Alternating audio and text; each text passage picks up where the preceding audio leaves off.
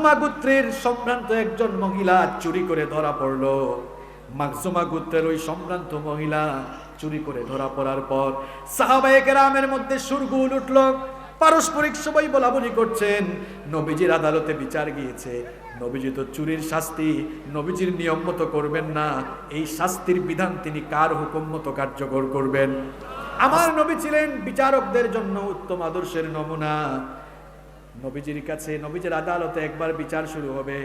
মাখজুমা গোত্রের কুরাইশি একজন মহিলা চুরি করে ধরা পড়ল।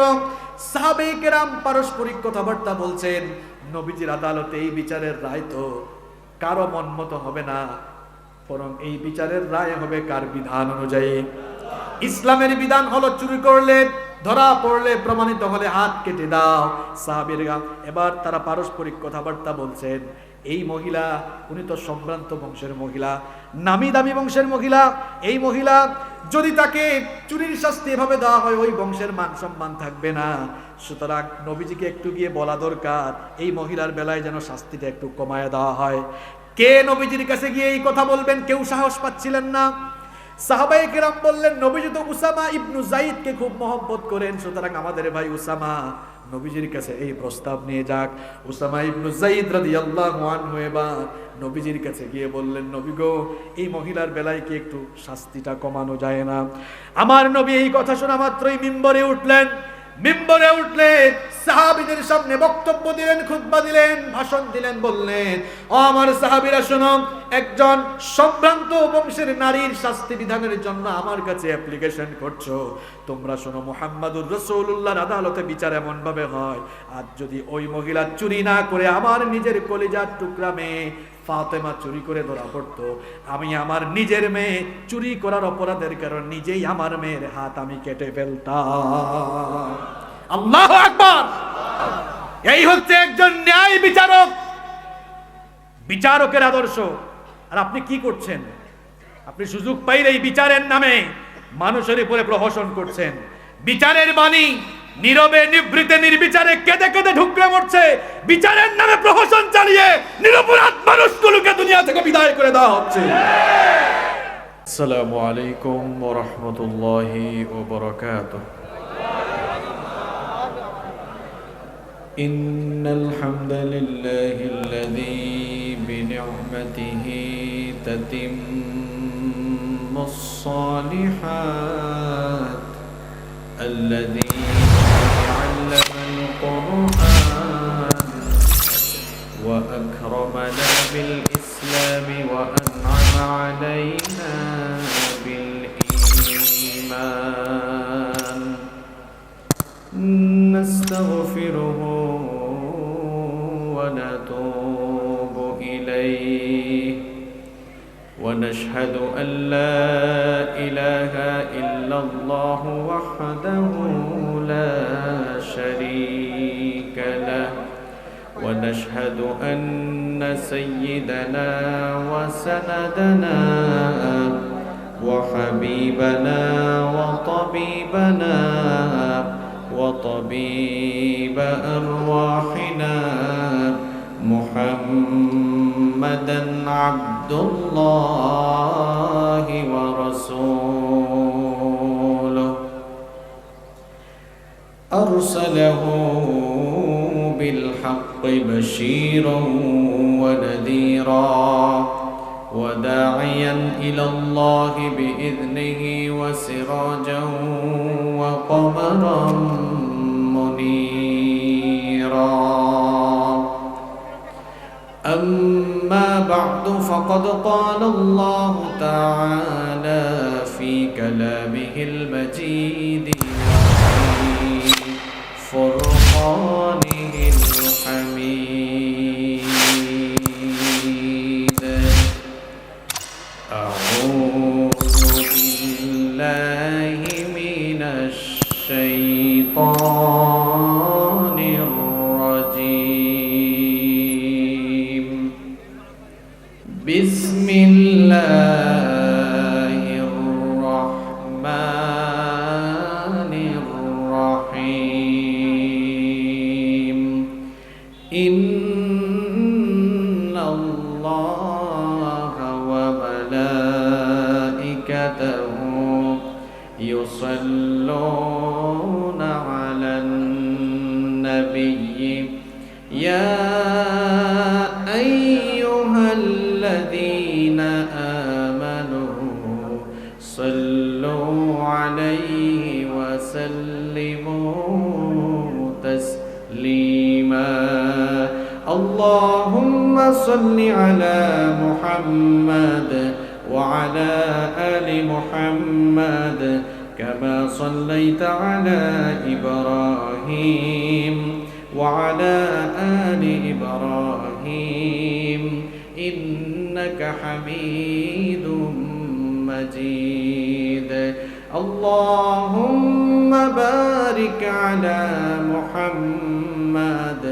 وعلى آل محمد كما باركت على إبراهيم وعلى آل إبراهيم إنك حميد مجيد ربي زدني علما ربي زدني علما رب اشرح لي صدري ويسر لي أمري واحلل عقدة من لساني يفقه قولي سبحانك لا علم لنا إلا ما علمتنا إنك أنت العليم الحكيم صدق الله العظيم এসো না আল্লাহর নামে গান গাই এসো না মন প্রাণ জোড়াই এসো না মন প্রাণ জোড়াই আল্লাহু আকবার বলো আল্লাহু আকবার আল্লাহু আকবার বলো আল্লাহু আকবার ও মধুর নামটি নিলে হৃদয়ে হাসে ও মধুর নামে সুখ নেমে আসে ও মধুর নামটি নিলে হৃদয়ে হাসে ও মধুর নামে সুখ নেমে আসে ও নামের তুলনা মেলে না মেলে না ও নামের তুলনা মেলে না তুলনা নাই নাই নাই এসো না আল্লাহর নামে গান গাই এসো না মন প্রাণ জোড়াই এসো না মন প্রাণ জোড়াই আল্লাহু আকবার বলো আল্লাহু আকবার আল্লাহু আকবার বলো আল্লাহু আকবার বলেন আল্লাহু আকবার বাংলাদেশের অত্যন্ত সুপরিচিত ঐতিহ্যবাহী সাতক্ষীরা জেলার কলরোয়া উপজেলার ঝাপাঘাট পিডিজি সম্মিলিত এতিমখানা কমপ্লেক্স ও হাফেজিয়া মাদ্রাসার উদ্যোগে আয়োজিত আজকের এই ৬ষ্ঠতম ঐতিহাসিক তাফসীরুল কোরআন মাহফিলের মুহতারাম শ্রদ্ধাভাজন সভাপতি বিশিষ্ট সমাজসেবক আপনাদের অত্র এলাকার কৃতি সন্তান আপনাদের সকলের অত্যন্ত প্রিয় মানুষ সকলের পরিচিত জন এবং সকলের ভালোবাসার মানুষ জনাব ডাক্তার শেখ আবুল বাশার আতালাল্লাহু উমরাহু ওয়া বারাকাল্লাহু ফি হায়াতিহি আমরা সবাই বলি আমিন। আজকের প্রোগ্রামের সম্মানিত প্রধান অতিথি বিশিষ্ট সমাজসেবক বিশিষ্ট রাজনীতিবিদ বাংলাদেশের বৃহত্তম রাজনৈতিক দল বাংলাদেশ আওয়ামী লীগের সাতক্ষীরা জেলা শাখার সম্মানিত সাধারণ সম্পাদক এবং জেলা পরিষদের স্বনামধন্য সুযোগ্য চেয়ারম্যান গণমানুষের প্রিয় ব্যক্তিত্ব জননন্দিত জননেতা জনাব আলহাজ নজরুল ইসলাম সাহেব মাহফিলের সম্মানিত স্পেশাল গেস্ট জনাব আলহাজ শেখ আমজাদ হুসাইন জেলা পরিষদ সদস্য, জেলা পরিষদ সাতক্ষীরা জনাব মীর খায়রুল কবির, জনাব এম সাইফুল্লাহ, জনাব মোয়াজ্জেম হোসাইন, এস এম আফজাল হোসাইন হাবিল সহ মাহফিলে যে সমস্ত অতিথিবৃন্দ উপস্থিত রয়েছেন, সম্মানিত অতিথিবৃন্দ, সম্মানিত শ্রদ্ধাভাজন ওলামায়ে কেরাম, আমার সামনে বসা অত্র এলাকার পার্শ্ববর্তী এবং দূরদূরান্ত থেকে আগত আল্লাহর দ্বীন প্রেমী, কোরআন প্রেমী, সর্বস্তরের তাওহীদি জনতা, যুগে যুগে আল্লাহর জমিনে আল্লাহর দ্বীনকে প্রতিষ্ঠার জন্য যারা সবচাইতে বেশি অগ্রণী ভূমিকা পালন করেছেন, আমার কলিজার টুকরা প্রিয় যুবক এবং তরুণ ভাইয়েরা, স্কুল, কলেজ, ইউনিভার্সিটি এবং বিভিন্ন মাদ্রাসা পড়ুয়া, আমার প্রাণ প্রিয় মেধাবী ছাত্র ভাইয়েরা, মহিলা প্যান্ডেল থেকে যারা শুনছেন, আমার শ্রদ্ধেয়া সম্মানিতা মা এবং বোনেরা, উপস্থিত মিডিয়ার প্রিয় কর্মী ভাইয়েরা, প্রাণ প্রিয় ঝাপাঘাট, কলরোয়া তথা সাতক্ষীরাবাসী, আপনারা সবাই কেমন আছেন? পেছনের ভাইরা কেমন আছেন আপনারা? আলহামদুলিল্লাহ, আমিও আল্লাহর রহমতে ভালো আছি। আমাদের সবাইকে ভালো রেখেছেন কে? আমাদেরকে সুস্থতার সাথে বাঁচিয়ে রেখে কোরআনুল কারীমের এই বরকতময় মাহফিলে আসার তৌফিক দিয়েছেন কে? সেই আল্লাহর জন্য শুকরগুজার হয়ে, খুশি হয়ে প্রাণবন্ত আওয়াজে আমরা সবাই পড়ছি আলহামদুলিল্লাহ। সম্মানিত ভাইয়েরা, আসরের সময় এটা খুব সংক্ষিপ্ত সময়। এই সময়ের নামে আল্লাহ তাআলা কোরআনুল কারীমে একটি সূরাও দিয়েছেন।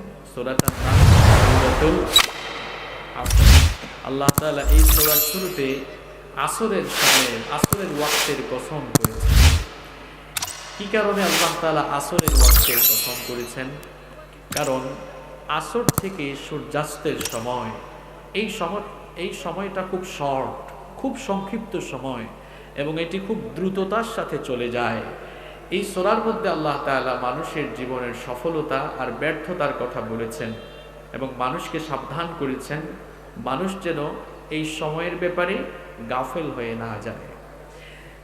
যেখানে আল্লাহ তাআলা আসরের কসম করে আসরের সময়টার গুরুত্ব দিয়েছেন, সেখানে আমি আপনি কোরআনের মাহফিলে আমরা যারা বসেছি, পারস্পরিক কথাবার্তা বলে এই আসরের সময়ে আমরা সময় নষ্ট করে আমরা কি সময়ের হক নষ্ট করব? তাহলে পারস্পরিক কথা বলা যাবে না, খুব শর্ট টাইম। আমি অসংলগ্ন অপ্রাসঙ্গিক কোনো কথা বলে সময় নষ্ট করতে চাই না, কারণ আমাদের ভাইয়েরা খুব পরিশ্রম করে, খুব কষ্ট করে, মেহনত করে এই প্রোগ্রাম অ্যারেঞ্জ করেছেন। সুতরাং আমরা এখানে বসে প্রত্যেকটি মুহূর্তকে কাজে লাগাবার চেষ্টা করব। প্রত্যেকটি কথা কোরআন এবং সুন্নাহ থেকে আমরা জানার এবং জীবনে সেগুলো মেনে চলার মন মানসিকতা নিয়ে শুনব, বাস্তবিক জীবনে সেগুলো আমরা আমলও করব ইনশাআল্লাহ। সম্মানিত ভাইয়েরা, আমরা কোরআনের মাহফিলে এসেছি। এটা কোনো রাজনৈতিক মঞ্চ নয় যে কোনো রাজনৈতিক দল বা রাজনৈতিক কোনো ব্যক্তির বিরুদ্ধে কথা বলে আমরা সময় নষ্ট করব, বরং এটি হচ্ছে কোরআনুল কারীমের মঞ্চ। এখান থেকে আমরা শান্তি, ঐক্য, এখান থেকে আমরা আমাদের জীবন পরিবর্তনমূলক কথা শুনবো ইনশাআল্লাহ। আমার হাতে আপনারা যে বইটি দেখতে পাচ্ছেন, এই বইটার নাম কি? সবাই বললেন না। এই বইটার নাম কি? আল কোরআন।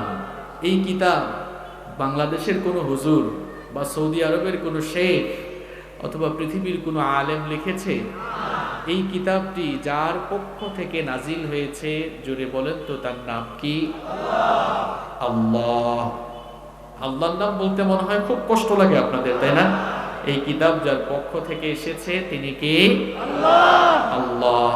যে ফেরেশতার মাধ্যমে এসেছে সেই ফেরেশতার নাম জিবরিল, এবং যার উপরে এই কিতাব নাজিল হয়েছে আমাদের প্রিয় নবী রাহমাতাল লিল আলামিন মুহাম্মাদুর রাসূলুল্লাহ সাল্লাল্লাহু আলাইহি ওয়াসাল্লাম। যার উপরে এই কোরআন নাজিল হয়েছে তিনি হচ্ছেন কোরআনের ফার্স্ট টু লাস্ট, পূর্ণাঙ্গ কোরআনের একেবারে প্র্যাকটিক্যাল রূপ। এটি আমার হাতে যে কোরআন আপনারা দেখছেন, এটি হচ্ছে প্রিন্টেড কোরআন, কোরআনের হার্ড কপি। আর নবীজি ছিলেন কোরআনুল কারীমের প্র্যাকটিক্যাল রূপ, বাস্তব নমুনা। সুবহানাল্লাহ। আমরা কি কোরআনুল কারীমের বাস্তব নমুনা হতে পেরেছি? আমরা কি কোরআনুল কারীমের আলোকে আমাদের জীবনকে তৈরি করতে পেরেছি? আমরা পারি নাই। অথচ এটি হচ্ছে আমাদের জীবন দর্শন। নবী করিম সাল্লাল্লাহু আলাইহি ওয়াসাল্লাম, যার উপরে এই কোরআন নাজিল হয়েছে, তিনি হচ্ছেন আমাদের জীবন দর্শন। তার চরিত্র হলো আমাদের জন্য অনুসরণীয় এবং অনুকরণীয়। পৃথিবীর যে কোনো মানুষ, সে যে কোনো ধর্মের হতে পারে, যদি ওই নবীজিকে ফলো না করে, অনুসরণ অনুকরণ না করে, তার দুনিয়াও ব্যর্থ, আখেরাতও। আমরা দুনিয়া আখেরাতের সফলতা চাই কি চাই না? রব্বুল আলামিন এই জন্য বলেছেন, দুনিয়ার মানুষেরা যদি দুনিয়া আখেরাতে সফলতা চায়, তাহলে ওগো আমার নবী, আপনি দুনিয়ার মানুষদেরকে জানিয়ে দেন, কোরআনুল কারীমের ৩ নম্বর সূরা, সূরা আলে ইমরানের মধ্যে আল্লাহ তাআলা সুন্দর করে বললেন, কুল আতিউল্লাহা ওয়ার রাসূল ফাইন তাওয়াল্লাউ ফাইন্নাল্লাহা লা ইউহিব্বুল কাফিরিন। আল্লাহ তাআলা বললেন, ও আমার নবী, আপনি জানিয়ে দেন, তোমরা আল্লাহ এবং তার রাসূলের আনুগত্য করো। আর যদি আল্লাহ এবং রাসূলের আনুগত্য থেকে মুখ ফিরিয়ে নাও, তাহলে জেনে রেখো, ফাইন্নাল্লাহা লা ইউহিব্বুল কাফিরিন, আল্লাহ কোনো অস্বীকারী, কোনো কাফেরকে আল্লাহ পছন্দ করেন না। অনুসরণ করতে হবে আল্লাহর নবীকে, মেনে চলতে হবে কার বিধান? যারা আল্লাহর বিধান আর রাসূলের জীবন আদর্শকে জীবনের গাইডলাইন হিসেবে গ্রহণ করে জীবন পরিচালনা করবে, রব্বুল আলামিন এবার তাদের ব্যাপারে বলছেন, কুল ইন কুনতুম তুহিব্বুনাল্লাহা ফাত্তাবিউনি ইউহিব্বুকুমুল্লাহ ওয়া ইয়াগফির লাকুম যুনুবাকুম ওয়াল্লাহু গফুরুর রহিম। আল্লাহ তাআলা বলছেন, আমার নবী, আপনি বলে দিন, তোমরা যদি আল্লাহকে ভালোবাসতে চাও, তোমরা যদি আল্লাহর ভালোবাসা পেতে চাও, আল্লাহকে যদি ভালোবাসতে চাও, ফাত্তাবিউনি, তাহলে আমাকে ফলো করো, আমার অনুসরণ অনুকরণ করো। যদি আমাকে ফলো করো, আমাকে অনুসরণ অনুকরণ করো, আল্লাহকে ভালোবাসা লাগবে না, ইউহিব্বুকুমুল্লাহ, আল্লাহ তাআলা নিজেই তোমাদেরকে ভালোবাসবেন। আর আল্লাহ যখন তোমাদেরকে ভালোবাসবেন, ওয়া ইয়াগফির লাকুম যুনুবাকুম ওয়াল্লাহু গফুরুর রহিম, তিনি যখন তোমাদেরকে ভালোবাসবেন, তোমাদের সব গুনাহ মাফ করে দিবেন। সুবহানাল্লাহ। তাহলে কি বুঝলাম আমরা? আমরা নবীজিকে আমাদের জীবন আদর্শ হিসেবে গ্রহণ করলে আল্লাহর রহমত পাওয়া যাবে, দুনিয়া আখেরাতে সফলতা পাওয়া যাবে। আর যে ব্যক্তি আল্লাহর নবীকে তার জীবন দর্শন হিসাবে, তার জীবন আদর্শ হিসাবে গ্রহণ করতে পারেনি, তার দুনিয়াও শেষ, আখেরাতও। যাকে আপনি ফলো করবেন, যাকে আপনি অনুসরণ করবেন, তার ক্যারেক্টার, তার চরিত্র অনুসরণীয় অনুকরণীয় হওয়া লাগবে। যাকে আপনি অনুসরণ করবেন, তিনি আদর্শের ক্ষেত্রে এক অনন্য দৃষ্টান্ত হওয়া লাগবে। এই জন্য রব্বুল আলামিন তার হাবিব কেমন চরিত্র দিয়েছেন, তার হাবিবের চরিত্র বর্ণনায় আল্লাহ তাআলা তার নিজের একটি সিফাতি নাম ডেডিকেট করেছেন। আল্লাহ তাআলা বললেন, ওয়া ইন্নাকা লাআলা খুলুকিন আযীম। ওগো নবী, আপনি এক পুত পবিত্র মহান আদর্শের উপরে প্রতিষ্ঠিত। সুবহানাল্লাহ। আযীম, এটি হচ্ছে আল্লাহ তাআলার একটি সিফাত বা গুণবাচক নাম। আল্লাহ, এটি হচ্ছে আল্লাহ তাআলার ইসমুল যাত, তার সত্তাগত নাম। এটি ছাড়াও আল্লাহ তাআলার অসংখ্য সিফাতি নাম রয়েছে, তার মধ্যে একটি নাম হচ্ছে আযীম। এটি আল্লাহ তাআলার সিফাতি নাম। আল্লাহ তাআলা তার হাবিবের চরিত্র বর্ণনায় তার নিজের একটি নাম আল্লাহ উৎসর্গ করেছেন। সুবহানাল্লাহ। পৃথিবীর কোন মানুষের চরিত্র বর্ণনায় আল্লাহ তাআলা তার নিজের নাম দিয়েছেন? কারো বেলায় তো নাই, এমনকি অন্য কোন নবীর চরিত্র বর্ণনায় আল্লাহ তার নিজের সিফাতি নাম ব্যবহার করেন নাই, কিন্তু আমার আপনার নবীর চরিত্র বর্ণনায় আল্লাহ তাআলা তার নিজের সিফাতি নাম ডেডিকেট করেছেন। আল্লাহু আকবার! কি চরিত্র! এমন সুমহান চরিত্র, যার চরিত্র নিয়ে কথা বলে বলে শেষ করা যাবে না। ১৫০০ বছর আগ থেকে সেই নবীর ব্যাপারে ওয়াজ করা হচ্ছে। ওয়াজ কি শেষ হয়ে গিয়েছে নাকি? কত আলেম নবীজির সিরাত, নবীজির বায়োগ্রাফি, নবীজির জীবনে লিখেছে, এখনো লেখা হচ্ছে, কিয়ামত পর্যন্ত লেখা হবে, কিন্তু লিখতে লিখতে শেষ করা যাবে। মনে করেন কোন একজন গুরুত্বপূর্ণ ব্যক্তি মারা গেল, তার জীবনে লেখা হলো কিংবা তার জীবনের উপরে আলোচনা হলো, ১-২ ঘন্টা আলোচনা হয়, শেষ। আর আমার নবীর জীবনের ব্যাপারে ১৫০০ বছর আগ থেকে আলোচনা শুরু হয়েছে, আলোচনা হচ্ছে, হবে, কিয়ামত পর্যন্ত হবে। আমার নবীর যে জীবন আদর্শ, আমার নবীর যে চরিত্র, সেই সুমহান চরিত্রের, সেই জীবন সমুদ্রের অতল তলদেশে অবগাহন করা কারো দ্বারা সম্ভব হবে না। আমার মতো ক্ষুদ্র জ্ঞানের অধিকারী মানুষ, আমি নবীজির জীবন সমুদ্রে যদি আমি ঝাঁপ দেই, অতল তলদেশে অবগাহন করা তো দূরের কথা, কিছু দূর আগাতে পারবো না। নবীজির জীবনে এত এক মহাসমুদ্র, এমন এক চরিত্র আল্লাহ তাআলা তার নবীকে দিলেন। আপনার আমার জীবনের এমন কোন দিক বা বিভাগ নেই যেখানে নবীকে ফলো করা যাবে না, বরং সকল দিক এবং বিভাগে আপনি নবীকে ফলো করতে পারবেন। এই জন্য আল্লাহ তাআলা বললেন, লাকাদ কানা লাকুম ফি রাসূলিল্লাহি উসওয়াতুন হাসানাতুন লিমান কানা ইয়ারজুল্লাহা ওয়াল ইয়াওমাল আখির ওয়া যাকারাল্লাহা কাসীরা। আল্লাহ তাআলা বলছেন, তোমাদের মধ্যে যারা আল্লাহকে অধিক স্মরণ করে, আল্লাহ আর আখিরাত পাবার আশা রাখে, তাদের জন্য আমার নবীর জীবনেই রয়েছে সর্বোত্তম আদর্শের নমুনা। সুবহানাল্লাহ! নবীজির জীবনের ভেতরেই রয়েছে আমাদের জীবনের অনুসরণীয়, অনুকরণীয় জীবন আদর্শের নমুনা। সেই নবীকে জন্ম থেকে মৃত্যু পর্যন্ত অনুসরণ করা লাগবে। আমরা পারবো তো ইনশাআল্লাহ? নবীজিকে অনুসরণ করতে হলে নবীজির বায়োগ্রাফি জানতে হবে, জীবনী জানতে হবে।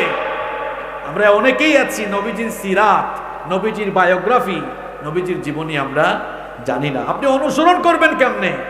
মানতে গেলে জানতে হয়, জানতে গেলে পড়তে হয়। আপনি তো পড়লেন না, জানলেন না, আর নবীর উম্মত হয়ে গিয়েছেন। নবীজির চরিত্র কেমন ছিল আসেন তো আমরা জেনে নেই। আজকে এই সংক্ষিপ্ত সময়ে সব বলা যাবে না। আমি চিন্তা করলাম, অসংখ্য মা বোনেরা এসেছেন, বিভিন্ন শ্রেণী পেশার মানুষ এসেছেন। চিন্তা করলাম এমন কিছু কথা বলা আপনাদের সামনে দরকার যেগুলো সকল শ্রেণীর মানুষের জন্য কাজে লাগবে ইনশাআল্লাহ। তো নবীজির এই বিশাল জীবন সমুদ্র থেকে আমি আজ আপনাদের সামনে নবীজির 10টি চারিত্রিক গুণাবলী কোরআন সুন্নাহ থেকে তুলে ধরব। নবীজির 10টি চারিত্রিক গুণাবলী আপনাদের সামনে তুলে ধরব। এগুলো যদি আমরা গ্রহণ করে আমাদের জীবনকে সে আলোকে গঠন করতে পারি, ব্যক্তি জীবন, পারিবারিক জীবন, এমনকি আমাদের সামগ্রিক জীবনটা সুন্দর হয়ে যাবে ইনশাআল্লাহ। তাহলে আজ আমরা নবীজির কয়টি চারিত্রিক গুণাবলী নিয়ে কথা বলবো? আরো আসতে বলেন। আমরা কিন্তু আলোচনা শুরু করে দিয়েছি। কয়টি? 10টা কিন্তু মুখস্থ করে যাওয়া লাগবে। একটাও মুখস্থ না করে যেতে পারবেন না। কিন্তু একদম 10টা মুখস্থ করে মোনাজাত হবে, এখানে জামাতে নামাজ হবে, এরপরে বাড়ি যাব ইনশাআল্লাহ। রাজি আছেন সবাই? সবাই ভালো করে শুনেন, কান লাগান, শুরু হচ্ছে। আমার নবী ছিলেন সবচাইতে লজ্জাশীল ব্যক্তি। সুবহানাল্লাহ। প্রথম পয়েন্ট এটা নিয়ে আসলাম কেন, কিছুক্ষণ পরেই টের পাবেন। আমার নবী ছিলেন সবচাইতে লজ্জাশীল ব্যক্তি। নবী করিম সাল্লাল্লাহু আলাইহি ওয়াসাল্লাম এমন লজ্জাশীল ছিলেন, বুখারী এবং মুসলিম শরীফে হাদিস বর্ণিত হয়েছে। আন আবি সাঈদ আল খুদরি রাদিয়াল্লাহু আনহু قال, আবু সাঈদ খুদরি রাদিয়াল্লাহু আনহু হাদিসটি বর্ণনা করেছেন। তিনি বলেছেন, কানা রাসূলুল্লাহ সাল্লাল্লাহু আলাইহি ওয়াসাল্লাম আশাদ্দা হায়াআম মিনাল আযরা'i ফি খিদরিহা। তিনি বলছেন নবী করিম সাল্লাল্লাহু আলাইহি ওয়াসাল্লাম ঘরে থাকা কুমারী নারীর চাইতেও আরো বেশি লজ্জাশীল ছিলেন। আমার নবী কেমন লজ্জাশীল ছিলেন শুনেন। ছোট্টবেলা থেকেই তিনি লজ্জাশীল হয়ে বেড়ে উঠেছিলেন। কেমন লজ্জাশীল তিনি ছিলেন শুনেন। নবীজির দুধমা হালিমাতুস সাদিয়া বলেছেন, স্বাভাবিক অবস্থায় বাচ্চা শিশুরা ক্ষুধা পেলে কান্না করে। স্বাভাবিক অবস্থায় বাচ্চাদের যখন ক্ষুধা লাগে বাচ্চারা তখন কান্না করে, কিন্তু শিশু মুহাম্মাদুর রাসূলুল্লাহ বলেন সাল্লাল্লাহু আলাইহি ওয়াসাল্লাম, ক্ষুধার যন্ত্রণায় আমি তাকে কখনো কান্না করতে শুনি নাই, ক্ষুধার যন্ত্রণায় আমি তাকে কখনো কান্না করতে দেখি নাই। বরং যখনই শিশু নবীজির সতর থেকে কাপড় সরে যেত তখন তিনি ফুপিয়ে ফুপিয়ে কান্না করতেন। আমি গিয়ে যখন নবীজির সতর কাপড় দিয়ে ঢেকে দিতাম সঙ্গে সঙ্গেই কান্না বন্ধ করে দিতে। ছোটবেলা থেকেই আমার নবী কেমন লজ্জাশীল ছিলেন শোনেন। নবুয়তের আগে যখন কাবা ঘর রিকনস্ট্রাকশন হচ্ছিল, কাবা ঘরের যখন পুনর্নির্মাণ হচ্ছিল, সবাই এতে অংশগ্রহণ করেছিল।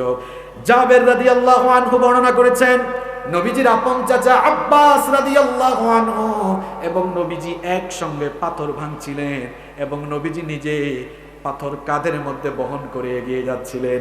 নবীজির চাচা আব্বাস রাদিয়াল্লাহু আনহু নবীজিকে ডেকে বললেন, প্রিয় ভাতিজা আমার, তুমি যে পাথর কাঁধে বহন করছো তোমার শরীরে তো ধুলাবালি লেগে যাচ্ছে। তুমি যে পাথর কাঁধের মধ্যে বহন করছো এতে করে তোমার কাঁধের মধ্যে দাগ বসে যাচ্ছে। তুমি তোমার তহবন্দ, অর্থাৎ বাংলাদেশে আমরা বলি লুঙ্গি, তুমি তোমার তহবন্দটা খুলে কাঁধের মধ্যে তুমি রেখে দাও, তাহলে তোমার কাঁধের মধ্যে আর দাগ পড়বে না, ধুলাবালিও লাগবে না। নবীজি বললেন, চাচা গো, এমন কাজ আমি কেমনে করব? আমি আমার তহবত খুললে তো আমার লজ্জাস্থান প্রকাশিত হয়ে যাবে, সতর নষ্ট হয়ে যাবে। চাচা বললেন, ভাতিজা, আমি তো তোমাকে অনেক মহব্বত করি, তোমার গায়ে দাগ লাগতে দিব না, তোমার গায়ের মধ্যে ধুলাবালি লাগতে দিব না। এই কথা বলে তার চাচা যখন সামনে আগালেন তহবতটা খোলার জন্য, নবীজি আকাশের দিকে তাকিয়ে সঙ্গে সঙ্গে বেহুশ হয়ে গেলেন। এরপরে যখন নবীজির হুঁশ ফিরে আসলো, হুঁশ ফিরে আসার পর সঙ্গে সঙ্গে বলেন, আমার লুঙ্গি কোথায়, তহবন্দ কোথায়? দেখলেন সেটা ঠিকই আছে, তার চাচা খুলেন নাই। এমন লজ্জাশীল ছিলেন আমার নবী। এই যে ওয়াজ শুনলেন আর সুবহানাল্লাহ পড়লেন, লজ্জাশীলতার পয়েন্ট কেন নিয়ে আসলাম?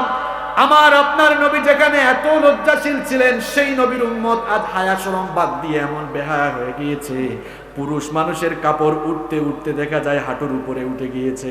অবশ্য এমন মানুষ সাতক্ষীরায় নাই। এ কেমন নবীর উম্মত আপনি? আপনার নবী ছোটবেলা থেকে লজ্জাশীল ছিলেন, আর যুবক তরুণ ছেলে দেখা যায় হাফ প্যান্ট পরে হাঁটে, হাফ প্যান্ট পরে রাস্তায় বের হয়ে যায়। এমন বেহায়া ছেলে পেলে আছে না নাই?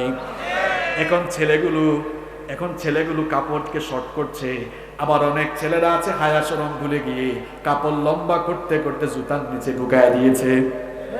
এরকম মানুষ মনে হয় করোনায় নাই। আমার যুবক ভাইদেরকে বলতে চাই, আমার তরুণ ভাইদেরকে বলতে চাই, টাকনুর উপরে যারা প্যান্ট পরতে পারেন না, টাকনুর উপরে যারা লুঙ্গি পরতে পারেন না, ভালো করে শোনেন, ভালো করে শোনেন। হাদিস শরীফ থেকে শোনাচ্ছি, নবীজি বলেছেন, কিয়ামতের দিন 3 শ্রেণীর লোকদের সাথে আল্লাহ কথা বলবেন না। 3 শ্রেণীর লোকদের সাথে আল্লাহ কথা বলবেন না, তাদের দিকে তাকাবেন না। নাম্বার 3 নাম্বার হলো আল্লাহ তাআলা তাদেরকে জাহান্নাম থেকেও মুক্তি দিবেন না। কয়টা কথা বললাম? ভালো করে শুনেন, আল্লাহ তাআলা ওই ব্যক্তির দিকে তাকাবেন না। কেমন অসন্তুষ্ট হলে তাকায় না, কতটা অসন্তুষ্টি থাকলে তাকায় না। নবীজি বলেছেন, আল্লাহ ওই বান্দার দিকে তাকাবেন না, তার দিকে কথাও আল্লাহ তাআলা তার সঙ্গে কথাও বলবেন না, এবং তাকে আল্লাহ জাহান্নাম থেকেও মুক্তি দিবেন না। সাহাবীরা বললেন, নবী গো, আপনি কার কথা বলছেন? নবীজি তখন বললেন, যেই পুরুষরা, যেই ছেলেপেলেরা তাদের প্যান্টটাকে টাকনুর নিচে পরে ঝুলায়া হাঁটে। নাউযুবিল্লাহি মিন। যুবক ভাইয়েরা, তরুণ ভাইয়েরা, প্যান্ট যে টাকনুর নিচে চলে গিয়েছে, আমার বাবারা ভাইয়েরা, লুঙ্গি যে টাকনুর নিচে চলে গেল, আল্লাহ তো ওই ব্যক্তির সাথে কথা বলবেন না, কিয়ামতের দিন তার দিকে তাকাবেন না, তাকে জাহান্নাম থেকেও মুক্তি দিবেন না। আমরা কি লুঙ্গি প্যান্ট টাকনুর উপর উঠাইতে পারবো? কয় হুজুর আনস্মার্ট বলবে। কই আমাদের জুব্বা তো টাকনুর উপরে থাকে, পায়জামাও হাঁটুর উপরে থাকে। আজ পর্যন্ত কেউ আমাদেরকে আনস্মার্ট বলে নাই, কেউ আনস্মার্ট বলে নাই। নবীর সুন্নাহ মানার ভেতরে স্মার্টনেস আছে, ঠিক কি না? আমার আপনার নবী লজ্জাশীল ছিলেন, শুধু পুরুষ মানুষ না, আজ মহিলারাও কত বেহায়া হয়ে গিয়েছে, হায়া শরম ভুলে গিয়েছে, নিজেরা পর্দা ছেড়ে আজ বেপর্দা হয়ে গিয়েছে।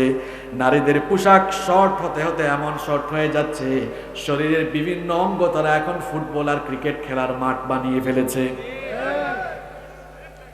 ক্রিকেট আর ফুটবল খেলার মাঠ মানে হলো শরীরের অঙ্গ প্রত্যঙ্গের বিভিন্ন জায়গা, পেট পিঠ দেখায় দেখায় হাঁটতেছে, আছে না নাই? অথচ পর্দার বিধান যেখানেই আছে, পর্দার বিধান আল্লাহ দিয়েছেন নারীদের নিরাপত্তার জন্য। এখন আবার আমার দেশের অনেক মা বোনরা পর্দাও করতে পারে না। অনেক বোনেরা কলেজে বিশ্ববিদ্যালয়ে হিজাব পরে বুরকা পরে যায়, সেখানে শিক্ষক নামধারী কিছু লোক আছে, ক্লাসের ভেতরে হিজাব খুলতেও বাধ্য করে, আছে না নাই? ধর্ম চর্চায় এমন বাধা কেন? বরং আমার সংবিধানে আছে, যে যে ধর্মের মানুষই হোক না কেন সে তার ধর্মকে নির্বিঘ্নে পালন করবে। সুতরাং আমার দেশের কোন মা বোন যদি হিজাব করতে গিয়ে, পর্দা করতে গিয়ে কেউ তাকে বাধা দেয়, যে বাধা দিবে সে সংবিধান বিরোধী, রাষ্ট্র বিরোধী কাজে লিপ্ত হবে।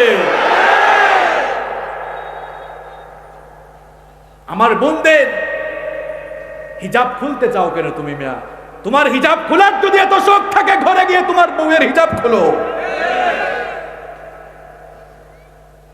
এরা আবার নারী অধিকারের কথা বলে, অথচ নারীরা নির্যাতিত হলে তাদের মুখ থেকে একটা কথা বের হয় না।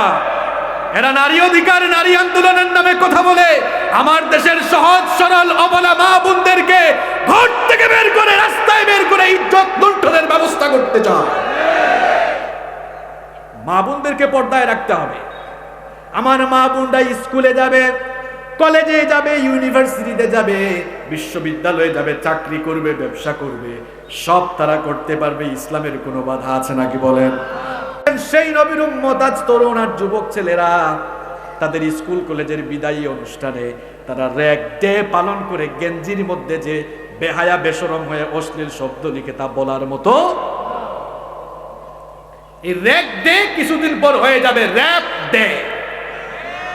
র‍্যাগ ডে কিছুদিন পর হবে র‍্যাপ ডে। আমার ছাত্র ভাইদেরকে বলতে চাই, তোমরা যারা কলেজে বিশ্ববিদ্যালয়ে পড়ো, আমরাও তো পড়াশোনা করেছি, আমি নিজে স্কুলে পড়েছি, মাদ্রাসায় পড়েছি, ইউনিভার্সিটিতে পড়েছি। আমরা যে আঙ্গিনা, যে ক্যাম্পাস থেকে যখন চলে এসেছি, সেই ক্যাম্পাস থেকে আসার সময় হৃদয়ে কষ্ট অনুভব হতো, এই কারণে যে এই ক্যাম্পাসে, এই আঙ্গিনায় আমি আমার উস্তাদদের কাছ থেকে জ্ঞান আহরণ করেছি। এখানে আমি আমার সিনিয়র জুনিয়রদের সাথে মায়া ভালোবাসার বন্ধনে আবদ্ধ ছিলাম। কি করে এই ক্যাম্পাস থেকে যাব? যাওয়ার সময় হৃদয়ে কষ্ট অনুভব হতো। আমাদের সময় বিদায়ী অনুষ্ঠান হতো, আমরা বক্তব্য দিতে গিয়ে আবেগে কান্না করতাম। আমাদের অনেক উস্তাদ, অনেক টিচার, অনেক স্যারদেরকে কান্না করতে দেখেছি। স্যারদের কাছ থেকে দোয়া নিয়ে বের হতাম। আর তোমরা করছো কি এখন? তোমরা ছেলে মেয়ে উভয়ই সাদা টি শার্ট পরে, এরপরে ছেলে মেয়ে, মেয়ে ছেলের স্পর্শকাতর জায়গায় হাত দিয়ে লেখালেখি করছে, এবং কি অশ্লীল শব্দগুলো লিখছে তা আপনাদের সামনে বলার মতো না। নিশ্চয়ই আপনারা সোশ্যাল মিডিয়ায়ও দেখেছেন। আমার যুবক তরুণ ভাইদেরকে বলতে চাই, তোমরা স্কুল কলেজ থেকে যেদিন বের হবা, সেদিন উস্তাদদের কাছ থেকে দোয়া নিয়ে, সিনিয়র জুনিয়র থাকলে তাদের কাছ থেকে দোয়া নিয়ে তারপরে বের হবা। এমন অসভ্যতা আর নোংরামি করে তুমি তোমার ক্যাম্পাস থেকে বের হইও না। তুমি এমন অসভ্য আর এমন নোংরা আচরণ করে তোমার ক্যাম্পাস থেকে বের হইও না, যার কারণে তোমার ব্যাপারে মানুষের ধারণা নেগেটিভ হয়ে যায়। এমন ভাবে বের হইও না। আর আমার কলেজ বিশ্ববিদ্যালয়ের সম্মানিত শিক্ষক মন্ডলীকে বলতে চাই, ক্যাম্পাসের ভেতরে যারা এই কাজ করছে, অন্তত ক্যাম্পাস প্রধান, প্রতিষ্ঠান প্রধানের অনুমতি ছাড়া তো এই কাজ হচ্ছে না। আপনার ক্যাম্পাসে যদি এমন কাজ হয়, বুঝা যাবে আপনার প্রতিষ্ঠানের পরিবেশ, শিক্ষার পরিবেশ প্রশ্নবিদ্ধ। অর্থাৎ আপনার ক্যাম্পাস, আপনার এই আঙ্গিনার পরিবেশ কেমন তা এই ছাত্রছাত্রীদের আচার আচরণের মাধ্যমে এর বহিঃপ্রকাশ ঘটছে। সুতরাং আপনাদেরকেও দায়িত্বশীল ভূমিকা পালন করতে হবে। আল্লাহ তৌফিক দান করেন। তাহলে বলছিলাম, আমার নবী ছিলেন সবচেয়ে বেশি লজ্জাশীল। আজ আমার যুবক তরুণ ভাইরা লজ্জা শরম হারিয়ে ফেলেছে। মেয়েদের পেছনে পেছনে অনেক ছেলেরা ছুটছে। সকল নবীরা ছিলেন শ্রেষ্ঠ লজ্জাশীল। নারীদের পেছনে পেছনে হাঁটা এটা নবীর উম্মতের বৈশিষ্ট্য হতে পারে না। একটা ঘটনা আমার মনে পড়ে গেল, বলবো। মুসা আলাইহিস সালাম নাম শুনেছেন আপনারা? সাইয়েদনা মুসা আলাইহিস সালাম, তিনি ছিলেন বনি ইসরাইলের নবী। বনি ইসরাইল বংশে আল্লাহ তাকে নবী বানিয়ে পাঠিয়েছিলেন। তার সময়ে ফেরাউন, সে ছিল কিপ্তি সম্প্রদায়ের লোক। ফেরাউনের বংশের লোকেরা বনি ইসরাইলের লোকদের উপরে অত্যাচার নির্যাতন চালাতো। এই জন্য মুসা আলাইহিস সালাম যখন যেখানে সুযোগ পেতেন বনি ইসরাইলদেরকে সাহায্য করতেন। একদিন দুপুরবেলা তিনি ঘর থেকে বের হলেন, দেখলেন দুইজন লোক ঝগড়ায় লিপ্ত। জোরে কোন কয়জন? একজন তার বংশের অর্থাৎ বনি ইসরাইল বংশের, আর একজন ফেরাউনের বংশের। দুইজনকে ঝগড়া করতে দেখলেন। বনি ইসরাইলের ওই লোকটি মুসা আলাইহিস সালামকে দেখে বলল, ওগো মুসা, দেখো এই ফেরাউনের বংশের এই লোকটা আমার উপরে জুলুম করছে। সে আমাকে জোর করে তার কামলা খাটাতে চাচ্ছে, কিন্তু আমি যেতে রাজি হচ্ছি না। মুসা আলাইহিস সালাম এবার গিয়ে দুজনের ঝগড়া মীমাংসা করতে চাইলেন। দুজনের মধ্যে ঝগড়া তিনি দুজনের ঝগড়া নিরসন করতে চাইলেন। ফেরাউনের বংশের যে লোকটা ছিল তার ভাবখানা এমন যে না, সে জোর করে ওই লোকটাকে বেগার খাটাবে। ঝগড়া থেকে সে নিবৃত্ত হচ্ছিল না। মুসা আলাইহিস সালাম তিনি তো খুব রাগী নবী ছিলেন। যখন তাকে বারবার বুঝানোর পরে বুঝে না, তিনি একটা ঘুষি বা থাপ্পড় দিলেন। আসলে ঘুষি বা থাপ্পড় দেওয়ার উদ্দেশ্য ছিল দুজনকে ঝগড়া থেকে নিবারণ করা, কিন্তু ঘুষি দেওয়ার সঙ্গে সঙ্গে লোকটা মারা গেল। লোকটা কি হইল? তিনি তখন বললেন, হায় হায়, এটা নিশ্চয়ই শয়তানের কাজ, আমি তো তাকে মারার জন্য এই কাজ করি নাই। এখন গোটা মিশরের মধ্যে খবর ছড়িয়ে পড়ল, ফেরাউনের বংশের একজনকে খুন করা হয়েছে, কিন্তু খুনের কোনো খবর, কে খুন করেছে তার কোনো খবর নাই। এবার খুনের খবর পাওয়া যাচ্ছে না। তখন ফেরাউনের সভাসদে গিয়ে ফেরাউনের বংশের লোকেরা বলল, এটা নিশ্চয়ই বনি ইসরাইলের কেউ এই কাজটা হয়তো করেছে। সুতরাং মহামান্য ফেরাউন, আপনি বনি ইসরাইলের বিরুদ্ধে অ্যাকশন নেন। ফেরাউন কিন্তু এই দুনিয়ার কুখ্যাত কাফের ছিল, জাতের কাফের হইল। এখানে একটি ইনসাফ দেখালো। সে বলল, যদি বনি ইসরাইলের কেউ এই হত্যাকাণ্ড করে থাকে, একজনের জন্য তো সবার উপরে নির্যাতন চালানো ঠিক না। ফেরাউন জালেম হলেও দেখেন এই জায়গায় ইনসাফ দেখালো। পৃথিবীর বহু জায়গায় এখনো ফেরাউনের আদর্শ লালনকারী জালেমরা আছে। তারা যখন যেখানে সুযোগ পায় আল্লাহর দ্বীনের দায়ীদের উপরে সমান তালে নির্যাতন চালায়। ফেরাউন বলল, একটু বের করতে দাও দেখি কামটা কে করেছে। বের হচ্ছে না। পরের দিন মুসা আলাইহিস সালাম আবার ঘর থেকে বের হলেন, দেখলেন তার বংশের ওই লোকটা আজও আরেকজনের সাথে ঝামেলা করছে। মুসা আলাইহিস সালামকে দেখে বলল, ভাই আমাকে একটু সহযোগিতা করো। মুসা আলাইহিস সালাম বললেন, তুই তো মানুষ বেশ ভালো মনে হচ্ছে না, অথবা ভালো মানুষ হলে তুই কেন ডেইলি ঝগড়া করিস? নিশ্চয়ই তোর মধ্যেও ঝামেলা আছে। এখন সে মনে মনে ভাবলো, হায় হায়, মুসা তো খুব রাগী, এখন যদি আমার উপর রাগ করে আমাকে উল্টা থাপ্পড় দিয়ে মেরে ফেলে, তাহলে তো আমার অবস্থাও খারাপ হবে। লোকটা তখন বলল, মুসা, এবার তুমি কি চড়াও হয়ে গতকালের মতো আমাকেও ঘুষি দিয়ে মেরে ফেলবা নাকি? এই কথা শুনলো ওই ফেরাউনের বংশের লোক। সে শোনার পর বুঝছি কালকের ঘটনা কে ঘটিয়েছে। সঙ্গে সঙ্গে দৌড়ে ফেরাউনের কাছে গেল, গিয়ে বলল, মহামান্য ফেরাউন, আসল খুঁড়ে কিন্তু পেয়ে গেছি। গতকালের কাজ যে ঘটিয়েছে সে হচ্ছে মুসা আলাইহিস। তখন ফেরাউন তার সভাসদের সামনে বলল, তার ক্যাবিনেটের সামনে বলল, এক্ষুনি মুসাকে যেখানে পাও গ্রেফতার করে নিয়ে আসো। সভাসদে একজন লোক ছিলেন যিনি মুসা আলাইহিস সালামকে মহব্বত করতেন। এটা শোনা মাত্রই তিনি মুসা আলাইহিস সালামের কাছে এসে বললেন, মুসা, এই মুহূর্তে তুমি মিশর ত্যাগ করো, নইলে ফেরাউনের বাহিনী তোমাকে অ্যারেস্ট করে ফেলবে। আল্লাহ মুসা আলাইহিস সালামকে জানালেন, তুমি এক্ষুনি মিশর ত্যাগ করো। মুসা আলাইহিস সালাম এবার মিশর ত্যাগ করে এবার তিনি দৌড়াচ্ছেন। দৌড়াতে দৌড়াতে তিনি মাদিয়ানের কাছে গেলেন। যেই কারণে ঘটনাটি বলা এবার সেটা এসেছে।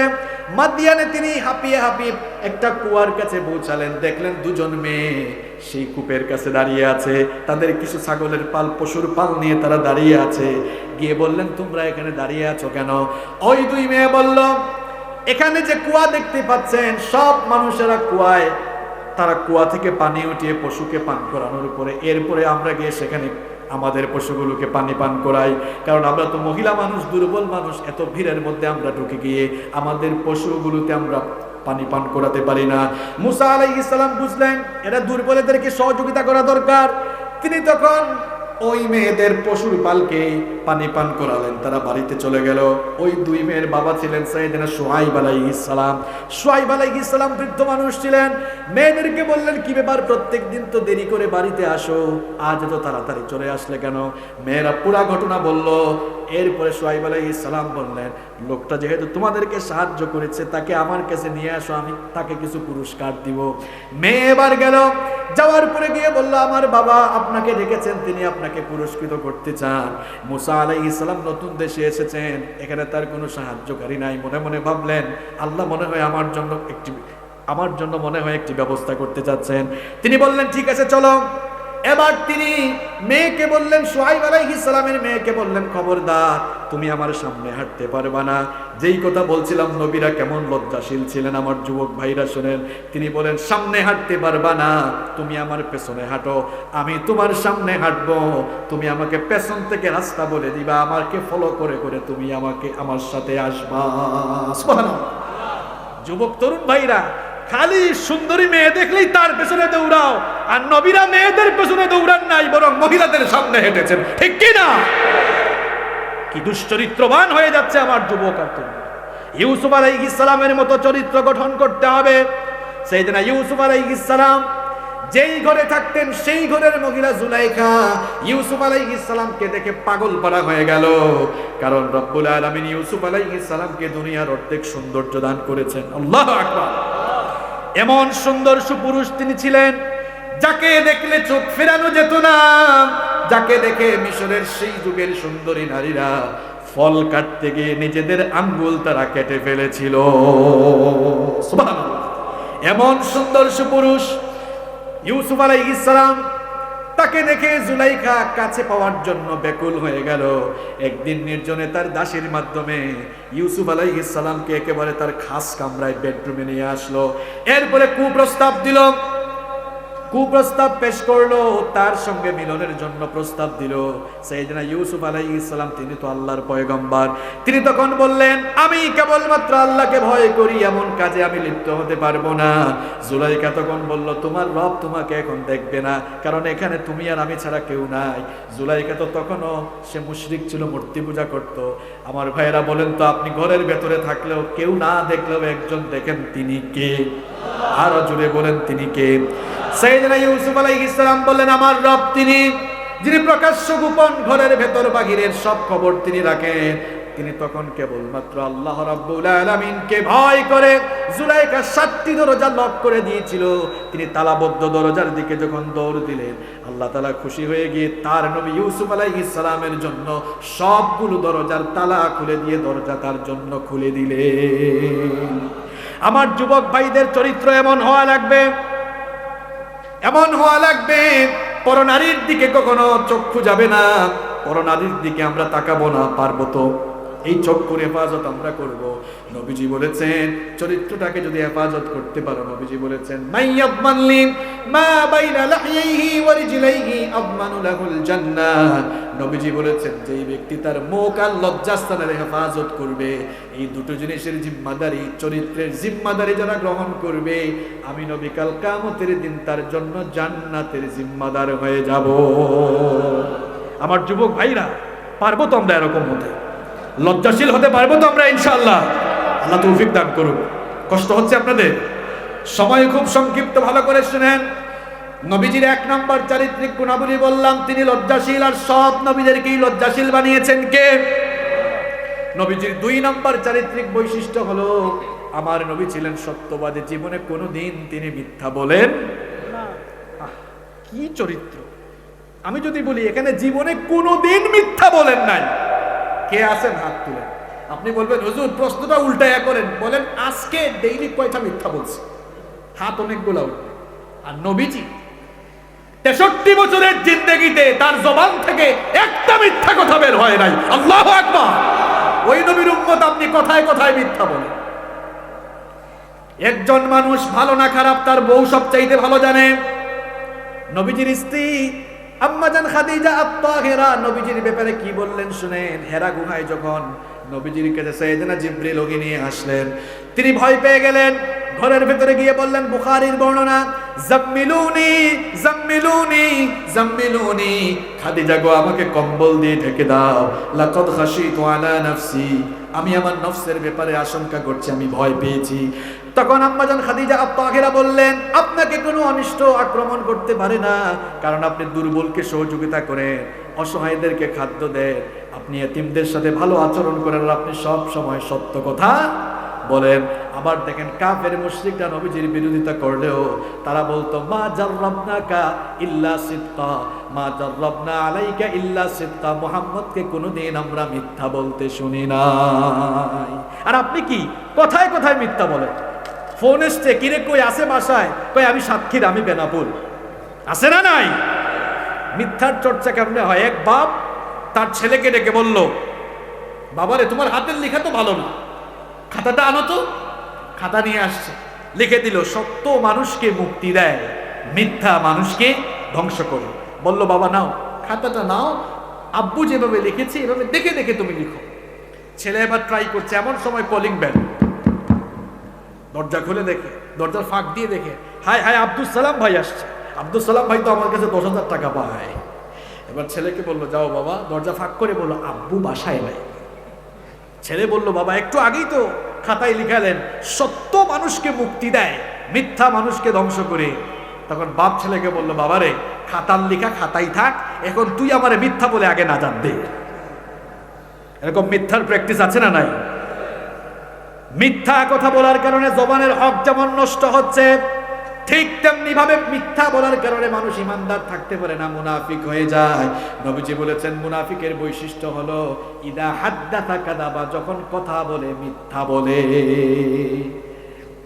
মুনাফিক এত খারাপ। দেখি আপনারা সবাই আমাকে পৃথিবীর কুখ্যাত কয়েকজন কাফেরের নাম বলেন তো, বলেন কয়েকজন কাফেরের নাম বলেন। ফেরাউন, আরো বলেন, বলেন না, নমরুদ, আরো বলেন। এই যে ফেরাউন নাম বললেন আপনারা, ফেরাউন, নমরুদ, সাদ্দাত, হামান, কারুন, আবু জাহাল, আবু লাহাব, উতবা, শাইবা, এরা হচ্ছে পৃথিবীর কুখ্যাত কাফের, বড় বড় কাফের। এগুলো জাহান্নামের উপরের তলায় থাকবে। মুনাফিকগুলো কাফেরের চেয়েও আরো খারাপ লেভেলে। এই জন্য ইন্নাল মুনাফিকিনা ফিদ দারকিল আসফালি মিনান নার, এরা কাফের মুশরিকরা জাহান্নামের উপরের তলায় থাকলেও মুনাফিকগুলো জাহান্নামের নিচের তলায় থাকবে। তাহলে বলেন তো, কাফের আর মুনাফিকের মধ্যে তুলনামূলকভাবে কাফের ভালো না মুনাফিক ভালো? মুনাফিক হয় কেমনে? মিথ্যা বললে ইমানদার থাকে না, মুনাফিক হয়। তার মানে মিথ্যা যে বলে নবীজির হাদিস অনুযায়ী মুনাফিক হয়, তার মানে হলো ইসলামের দৃষ্টিতে মিথ্যা বলে মুনাফিক যে হয়, ওই লোকটা নমরুদ আর ফেরাউনের চেয়ে আরো খারাপ। কেমন কুখ্যাত আর কেমন খারাপ হয়ে যাচ্ছেন আপনি মিথ্যা বলতে বলতে, অথচ নবীজি কোনোদিন মিথ্যা বলেন।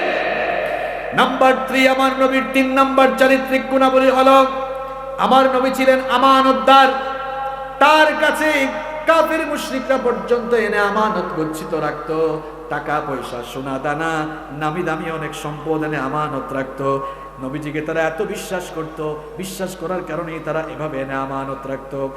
নবীজির উপরে তারা 13 বছর মক্কায় নির্যাতন চালিয়েছে। শুনেন, আপনাকে কষ্ট দেওয়া দূরের কথা, আপনাকে কেউ গালি দিলে গালি দেওয়া লোকটার আমানত আপনার হাতে থাকলে আপনি তো গিলে ফেলবেন।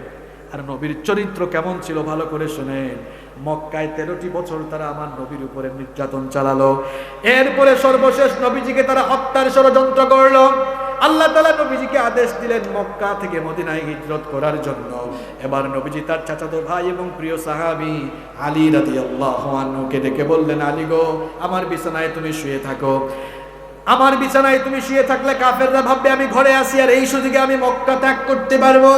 তোমার কাছে আমি একটি দায়িত্ব দিয়ে যাচ্ছি, এই দায়িত্ব তুমি পালন করতে পারবে নাকি? আলী রাদিয়াল্লাহু আনহু বললেন, নবী গো, কোন দায়িত্ব আমাকে দিবেন? আমি তো আপনার জন্য আমার জীবনটাকে কুরবান করে দিতে পারি। কোন দায়িত্ব বলেন? নবীজি বললেন, আমি এদের কারণে এই মক্কা ছেড়ে যাচ্ছি, কিন্তু এদের কারো কারো ধন সম্পদ, টাকা পয়সা, সোনা দানা আমার কাছে গচ্ছিত আছে। এই নাও লিস্ট তোমার কাছে দিলাম, লিস্ট অনুযায়ী যার যার সম্পদ যার যার কাছে বুঝায়া দিবা। এখানে যারা কনসেন্ট্রেট হয়ে আমার কথা শুনেছেন, আমার কথার তাৎপর্য বুঝেছেন আপনি। 13 বছর নির্যাতন করলো, আর তাদের ধন সম্পদ নবীর কাছে আমানত রাখা। কষ্ট পেয়ে মক্কা ত্যাগ করছেন, ইচ্ছা করলে সব নিয়ে যেতে পারতেন। নবীজি তার চাচাতো ভাই, তার সাহাবী আলী রাদিয়াল্লাহু আনহুকে ডেকে বললেন, এরা কষ্ট দিয়েছে, আমাকে দিক, আমি আমানতের খেয়ানত করতে পারবো না, সব আমানত সবার কাছে বুঝাই দিবা। আল্লাহু আকবার। আর আপনি করছেন কি? মানুষ তো আপনাকে কষ্ট দেয় না, মানুষ আপনার কাছে দায়িত্ব আমানত দিলে সেই দায়িত্বটা আপনি খেয়ানত করে ফেলেন। আপনার কাছে টাকা পয়সা রাখা হলে আপনি খেয়ে ফেলেন। মানুষ আপনাকে সমাজের নেতা বানায়, এইটাও আমানত। আর আপনি আমানতের ওই দায়িত্ব বসে জনগণের সম্পদ আপনি নিজের মনে করে ভোগ করে, এইটা হলো আমানতের খেয়ানত। আমানতের খেয়ানত দুইটা জিনিসের আলামত। জুড়ে বলেন, আমানতের খেয়ানত কই জিনিসের আলামত? এত আস্তে বললে হবে না, ওই পেছনের ভাইরা সহ বলেন, আমানতের খেয়ানত কই জিনিসের আলামত? আরো জুড়ে, কই জিনিসের আলামত? এক নম্বর আমানতের খেয়ানত কিয়ামতের আলামত। দুই নম্বর আমানতের খেয়ানত মুনাফিকের আলামত। মনে থাকবে? আমানতের খেয়ানত করা যাবে? আমার ভাইরা, কষ্ট হচ্ছে আপনাদের? আমার ভাইরা, আমাদের আলোচনা চলবে ইনশাআল্লাহ। আমরা আমাদের নবীজিকে ভালোবাসি কম না বেশি? নবীর ওয়ারিস হচ্ছেন উলামা। ইন্নাল উলামা ওয়ারাসাতুল আম্বিয়া। এই আলেম তৈরির কারখানা কোথায়? কথা বলেন না কেন? আলেম তৈরির কারখানা কোথায়? মাদ্রাসা। এই যে আজকের মাহফিলটা হাফেজিয়া মাদ্রাসা, এখান থেকে হাফেজ হবে, এখান থেকে কেউ কেউ বড় বড় আলেম হবে, নবীওয়ালা কাজ অর্থাৎ দিনের দাওয়াতি কাজ এরা চালিয়ে যাবে। সুতরাং যেখান থেকে মাদ্রাসার অর্থাৎ যেখান থেকে এই ধরনের যেই ফ্যাক্টরি থেকে দিন প্রচারের কারিগর, দিন প্রচারের লোকেরা তৈরি হয়, আল্লাহর নবীগণের ওয়ারিস তৈরি হয়, সেই ফ্যাক্টরি, সেই কারখানা অর্থাৎ মাদ্রাসাগুলোকে অর্থনৈতিকভাবে সব দিক দিয়ে মাদ্রাসাগুলোকে স্বয়ং সম্পূর্ণ রাখা, এটা আমাদের সকলের দায়িত্ব নাকি দায়িত্ব না? এই মাদ্রাসার অনেক ঘাটতি রয়েছে, অনেক গ্যাপ রয়েছে। আমরা কি সবাই এই মাদ্রাসার কল্যাণে, আমরা নবীজিকে ভালোবেসে, আল্লাহকে ভালোবেসে, কোরআন হাদিসকে ভালোবেসে সবাই একটু এই মাদ্রাসাকে সহযোগিতা করতে পারবো না ইনশাআল্লাহ? সবাই পারবো কিনা ইনশাআল্লাহ? তাহলে যদি আমরা পারি, আসুন, আমাদের আলোচনাও চলবে, এটাও চলবে। আমরা সবাই একটু হাতটা উপরের দিকে তুলি। সবাই একটু হাতটা উপরের দিকে তুলেন তো, একটু হাতটা নাড়াচাড়া করেন, একটু এরকম এরকম দেন, এরকম এরকম দেন।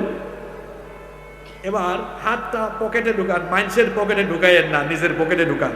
আমি ওয়াজ করতেছি তো আমি আমল না করলে তো হবে না। আমি আমার রাসূলের বাগান এই মাদ্রাসাকে অনেক মহব্বত করি। সবাই একটু পকেটে হাত ঢুকায়া, একটু দিলটা খুলে, মনটা উজাড় করে দিয়ে মাদ্রাসাকে সহযোগিতার চেষ্টা করেন। কিছু ভাইরা প্যাকেট নিয়ে ঢুকে যান, আপনারা কিছু চাদর নিয়ে ঢুকে যান। কই এই যে ঢুকেছে সবাই হাত। কেউ কি কখনো ন্যায় বিচার থেকে বঞ্চিত হয়েছে নাকি? আসতে বলবেন না, জোরে বলেন, আমার নবীর আদালত থেকে কেউ কি কখনো ন্যায় বিচার থেকে বঞ্চিত হয়েছে নাকি? আমার নবীর আদালতে কেমন বিচার চলছে, কেমন বিচার চলেছে শুনেন। মাখজুমা গোত্রের সম্ভ্রান্ত একজন মহিলা চুরি করে ধরা পড়লো। মাখজুমা গোত্রের ওই সম্ভ্রান্ত মহিলা চুরি করে ধরা পড়ার পর সাহাবায়ে কেরামের মধ্যে শোরগোল উঠল। পারস্পরিক সবাই বলাবলি করছেন, নবীজির আদালতে বিচার গিয়েছে, নবীজি তো চুরির শাস্তি নবীজির নিয়ম মতো করবেন না, এই শাস্তির বিধান তিনি কার হুকুম মতো কার্যকর করবেন? আসতে বলবেন না, জুড়ে বলেন, কার হুকুম মতো কার্যকর করবেন? কথা বলবেন না প্লিজ, কথা বলবেন না, কিছু বলবেন? মাশাআল্লাহ, আমাদের সম্মানিত অতিথি আলহাজ শেখ আমজাদ হোসেন সাহেব না, মাশাআল্লাহ ৫,০০০ টাকা দিয়েছেন, আল্লাহ কবুল করেন, বলেন আমিন। খুব ভালো করে শুনেন, ঘটনাটা খুব মন দিয়ে শুনেন। আমার নবী ছিলেন বিচারকদের জন্য উত্তম আদর্শের নমুনা। নবীজির কাছে, নবীজির আদালতে একবার বিচার শুরু হবে। মাখজুমা গোত্রের কুরাইশি একজন মহিলা চুরি করে ধরা পড়ল। সাহাবায়ে কেরাম পারস্পরিক কথাবার্তা বলছেন, নবীজির আদালতে এই বিচারের রায় তো কারো মন মতো হবে না, বরং এই বিচারের রায় হবে কার বিধান অনুযায়ী? ইসলামের বিধান হলো চুরি করলে, ধরা পড়লে, প্রমাণিত হলে হাত কেটে দাও। সাহাবীরা এবার তারা পারস্পরিক কথাবার্তা বলছেন, এই মহিলা, উনি তো সম্ভ্রান্ত বংশের মহিলা, নামি দামি বংশের মহিলা, এই মহিলা যদি তাকে চুরির শাস্তি এভাবে দেওয়া হয়, ওই বংশের মান সম্মান থাকবে না। সুতরাং নবীজিকে একটু গিয়ে বলা দরকার, এই মহিলার বেলায় যেন শাস্তিটা একটু কমায় দেওয়া হয়। কে নবীজির কাছে গিয়ে এই কথা বলবেন? কেউ সাহস পাচ্ছিলেন না। সাহাবায়ে কেরাম বললেন, নবীজি তো উসামা ইবনু যায়েদকে খুব মহব্বত করেন, সুতরাং আমাদের ভাই উসামা নবীজির কাছে এই প্রস্তাব নিয়ে যাক। উসামা ইবনু যায়েদ রাদিয়াল্লাহু আনহু এবার নবীজির কাছে গিয়ে বললেন, নবী গো, এই মহিলার বেলায় কি একটু শাস্তিটা কমানো যায় না? আমার নবী এই কথা শোনা মাত্রই মিম্বরে উঠলেন। মিম্বরে উঠলে সাহাবীদের সামনে বক্তব্য দিলেন, খুতবা দিলেন, ভাষণ দিলেন, বললেন, ও আমার সাহাবীরা শোনো, একজন সম্ভ্রান্ত বংশের নারীর শাস্তি বিধানের জন্য আমার কাছে অ্যাপ্লিকেশন করছো। তোমরা শোনো, মুহাম্মাদুর রাসূলুল্লাহর আদালতে বিচার এমন ভাবে হয়, আর যদি ওই মহিলা চুরি না করে আমার নিজের কলিজার টুকরা মেয়ে ফাতেমা চুরি করে ধরা পড়তো, আমি আমার নিজের মেয়ে চুরি করার অপরাধের কারণে নিজেই আমার মেয়ের হাত আমি কেটে ফেলতাম। আল্লাহু আকবার! এই হচ্ছে একজন ন্যায় বিচারক, বিচারকের আদর্শ। আর আপনি কি করছেন? আপনি সুযোগ পাইলেই বিচারের নামে মানুষের উপরে প্রহসন করছেন। বিচারের বাণী নীরবে নিভৃতে নির্বিচারে কেঁদে কেঁদে ঢুকলে মরছে। বিচারের নামে প্রহসন চালিয়ে নিরপরাধ মানুষগুলোকে দুনিয়া থেকে বিদায় করে দেওয়া হচ্ছে। আমি গত 3-4 দিন আগে টেলিভিশনে আমার চোখ গেল, ইন্ডিপেন্ডেন্ট টেলিভিশন। দেখলাম টেলিভিশনে হেডলাইন, হয়তো আপনারা অনেকে দেখেছেন, 2002 না 2003 সালে কোন একজন মডেল মারা গিয়েছে। আমি নামটা ভুলে গিয়েছি, কেউ কি একটু সহযোগিতা করবেন? নাম কি দেখছেন আপনারা? কেউ ওই খবরটা দেখছেন? হ্যাঁ, তিন্নি, ইয়েস, 2002 বা 2003 সালে। কত সালে মারা গেছে? এরকমই 2 বা 3। আচ্ছা, যদি আমরা 3 ধরি, এখন 2000 কত বছর বলেন না কেন? 2021, 18 বছর। মরে শরীর টরিল পচে মাটির সাথে মিশে গেছে, এখনো বিচার টিচার। কোরআন দিয়ে বিচার করে দেখেন। আমি চ্যালেঞ্জ করছি, একটা ধর্ষণের বিচার কোরআন দিয়ে করে দেখেন। এক বিচার দেখে যতগুলো লম্পট, লুচ্চা আর বদমাশ রয়েছে, এক বিচার থেকে তারের মতো সোজা হয়ে যাবে।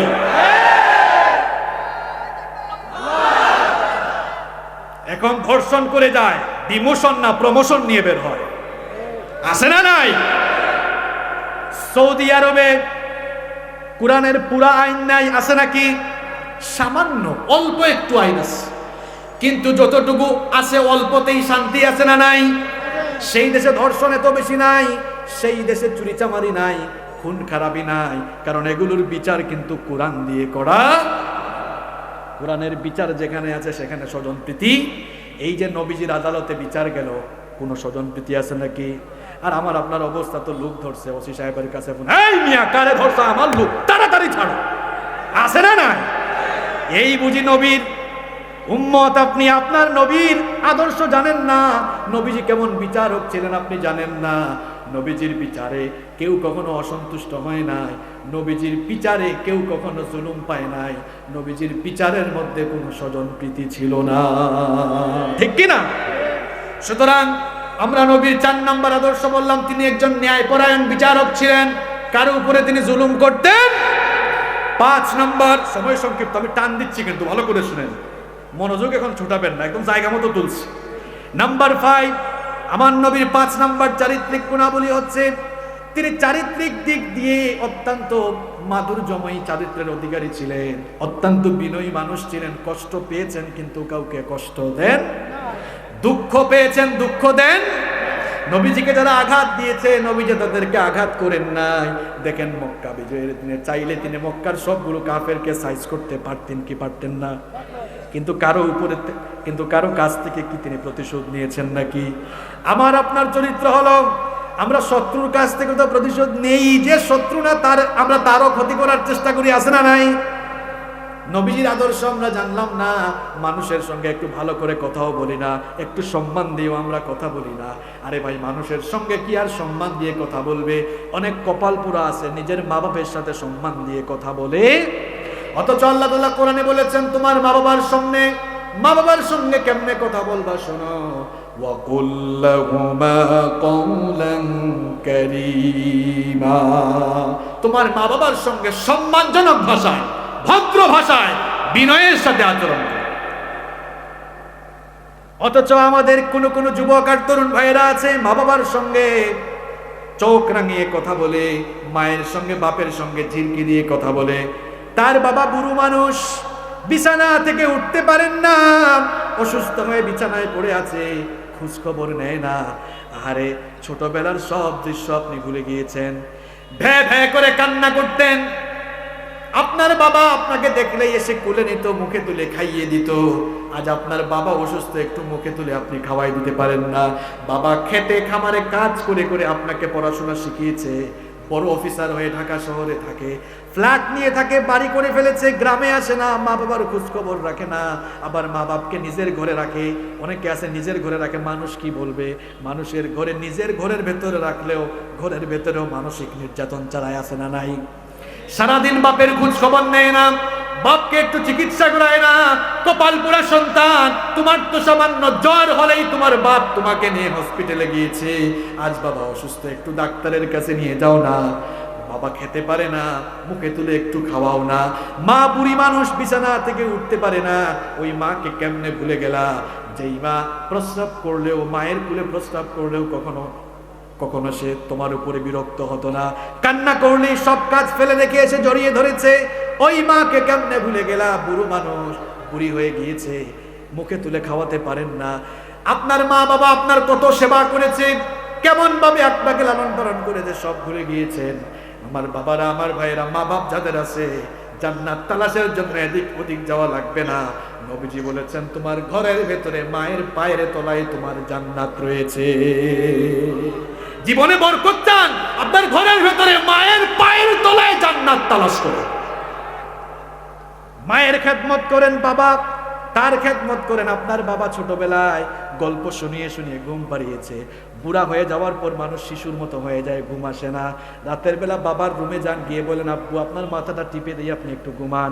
এই যে মাথাটা টিপে দিলেন, হাত পা টিপে দিলেন, ঘুম যদি নাও আসে, একটু যদি মুচকি হেসে দেয়, আল্লাহর কসম, আল্লাহর আরশ আপনার উপর খুশি হয়ে যাবে। বাজার থেকে যাচ্ছেন, যাওয়ার সময় যখন কমলার সিজন এসেছে, কমলা কিনে নিয়ে যান। আপনার মা খেতে পারে না, বাসায় একটু কমলাটা ব্লেন্ডার করে জুস আকারে জুস বানিয়ে নিজের হাতে খাইয়ে দেন। মা যদি খুশি হয়ে একটা মুচকি হাসি দিতে পারে, রে ভাই, আল্লাহর আরশ আপনার উপর খুশি হয়ে যাবে। মা বাপের খেদমত করা যাবে তো? আমার নবী তো জন্মের আগে বাপ হারিয়েছেন, জন্মের 6 বছর, এরপরে জন্মের পরে 6 বছর বয়সে মা হারিয়েছেন, দুধ মা পেয়েছেন। সেই দুধ মার সঙ্গে কেমন আচরণ করেছেন দেখেন। খুব সুন্দর ঘটনা, ভালো করে শুনেন। নবীজি একবার জিয়ারানা নামক স্থানে মাংস বন্টন করছেন, সাহাবায়ে কেরাম তার পাশে আছেন। এমন সময় হঠাৎ করে নবীজি এক বুড়ি মহিলাকে দেখে তিনি এগিয়ে গেলেন, ওই মহিলাকে রিসিভ করার জন্য এগিয়ে গেলেন। এই যে আমি আজকে আসলাম আপনাদের এলাকায়, কিছু ভাইয়েরা আমাকে কয়েক কিলো দূর থেকে এগিয়ে নিয়ে এসেছে। নবীজি এক মহিলাকে দেখে এগিয়ে আনার জন্য হাঁটা শুরু করলেন। সাহাবায়ে কেরাম ভাবলেন, কি ব্যাপার, একজন বুড়ি মহিলার জন্য নবী কেন এগিয়ে যান? সাহাবায়ে কেরাম তো মহিলাকে চিনেন না। তারা আরো আজীব ভাবে লক্ষ্য করলেন। নবীজি যখন ওই মহিলার পাশে গেলেন, নবীজি এবার তিনি তার নিজের গায়ের চাদর মোবারক খুলে ওই মহিলা বসার জন্য নিজে বিছিয়ে দিলেন। এরপরে তিনি যখন সাহাবীদের কাছে ফিরে আসলেন, সাহাবায়ে কেরাম বললেন, ওগো আল্লাহর নবী, বুঝলাম না কোন এক মহিলার জন্য নবীজি এগিয়ে আনার জন্য চলে গেলেন, আবার ওই মহিলা বসার জন্য নিজের চাদর বিছিয়ে দিলেন, ব্যাপার তো আমরা বুঝলাম না। নবীজি বললেন, আমার সাহাবীরা, ওই মহিলাকে সাধারণ কোনো মহিলা ভেবো না। আমি জন্মের পরে আমার মায়ের বুকের দুধ পানের কিসমত আমার বেশি দিন হয় নাই। যার দুগ্ধ পান করে আর যার কোলে কাখে চড়ে আমি বড় হয়েছি, ইনি হচ্ছেন আমার দুধমা হালিমাতুস সাদিয়া। নবীজি তার দুধমাকে এমন সম্মান করেছেন, আর আপনি নিজের মাকে একটু দেখতে পারেন না। ছোটবেলায় আপনার মা আপনার কাপড় ধুয়ে দিয়েছে, প্রস্তাব পায়খানা করেছেন। যদি সত্যিকার অর্থে মা বাপকে ভালোবাসেন, মা বাবার কাপড় নিজের বউকে দিয়া না, একটু মা বাবার হক আদায় করার জন্য বাপের লুঙ্গি, মায়ের শাড়ি মাঝে মাঝে নিজে ধুয়ে দিবেন। পারবেন? কারা কারা পারবেন না হাত তুলেন। এটা তালে আছে না বেতালে আছে? পারবেন তো ইনশাল্লাহ? মা বাবার খেদমত করবো তো। বলছিলাম, নবীজি খুব বিনয়ী আচরণ করতেন মানুষের সঙ্গে, কষ্ট পেতেন, কষ্ট দিতেন। এরপরে নাম্বার 6, নবীজি ছিলেন একজন আদর্শবান স্বামী। এবার আমার ভাইরা একটু শুনেন, বিবাহিত ভাইরা, নবীর উম্মত আপনি, নবীর আশেক আপনি বিয়ে করে ফেলেছেন, আপনি স্বামী, নবী বিয়ে, এবার শুনেন আমার নবী কেমন স্বামী ছিলেন। আপনি আপনার বউয়ের সাথে, বিবির সাথে কেমন আচরণ করেন। যেহেতু আমার মা বোনরা এসেছেন, মা বোনদেরকেও বলবো আপনারাও আপনাদের স্বামীদের সাথে কেমন আচরণ করেন। কেমন আচরণ হওয়া দরকার ছিল আর কেমন আমরা করছি। আপনি সারাদিন কাজ করেছেন, কাজ করার পর সন্ধ্যা বেলায় বাড়িতে গিয়ে যদি দেখেন বউ এখনো খাবার দাবার বানায় নাই, মেজাজটা কেমন হবে? এখনো ঠিক না? আচ্ছা বলেন তো, আপনি বেশি ব্যস্ত না নবী বেশি ব্যস্ত? এক কথা কন না কেন? নবুয়ত আর রিসালাতের দায়িত্বের বুঝাটা অনেক ভারী বুঝা। নবুয়ত আর রিসালাতের দায়িত্ব পালন করেছেন, পাশাপাশি 10 বছর মদিনা রাষ্ট্রের প্রেসিডেন্ট তিনি ছিলেন। একজন সাধারণ মেম্বার চেয়ারম্যানের এত ব্যস্ততা, তারা সময় পান না জনগণের জন্য কাজ করতে করতে। এই যে আমাদের ভাই জেলা পরিষদের সদস্য, অনেক ব্যস্ত মানুষ, সারা দিন রাত তারা জনগণের জন্য কাজ করেন। তাহলে বলেন তো, একজন মেম্বার চেয়ারম্যান জেলা পরিষদের সদস্যের যদি এত ব্যস্ততা থাকে, রাষ্ট্রপ্রধানের ব্যস্ততা আরো কম না আরো বেশি? আমার নবী মদিনার রাষ্ট্রের রাষ্ট্রপ্রধান, পাশাপাশি তিনি নবুয়তি দায়িত্ব পালন করছেন। এত দায়িত্ব পালন করে ঘরে গিয়ে দেখেছেন খাবার দাবার প্রস্তুত হয় নাই। আম্মা জানা আয়েশা রাদিয়াল্লাহু আনহা বলেছেন আমার নবী এমন স্বামী ছিলেন, সারা দিন কাজ করে ঘরে গিয়ে দেখেছেন খাবার প্রস্তুত হয় নাই, কোনোদিন মুখ কালো করেন নাই, রাগও করেন নাই, বরং আদর করে আমাকে বলতেন কই গো হুমায়রা। নামটা ছিল আয়েশা, কিন্তু আদর করে ডাকতেন হুমায়রা। হুমায়রা মানি লাল টুকটুকি, লাল সুন্দরী বউ। আচ্ছা, আপনি সারাদিন কাজ করে গিয়েছেন, বউ খাবার বানায় নাই, গিয়ে কি আর আদর করে ডাকবেন নাকি আরো খারাপ আচরণ করবে?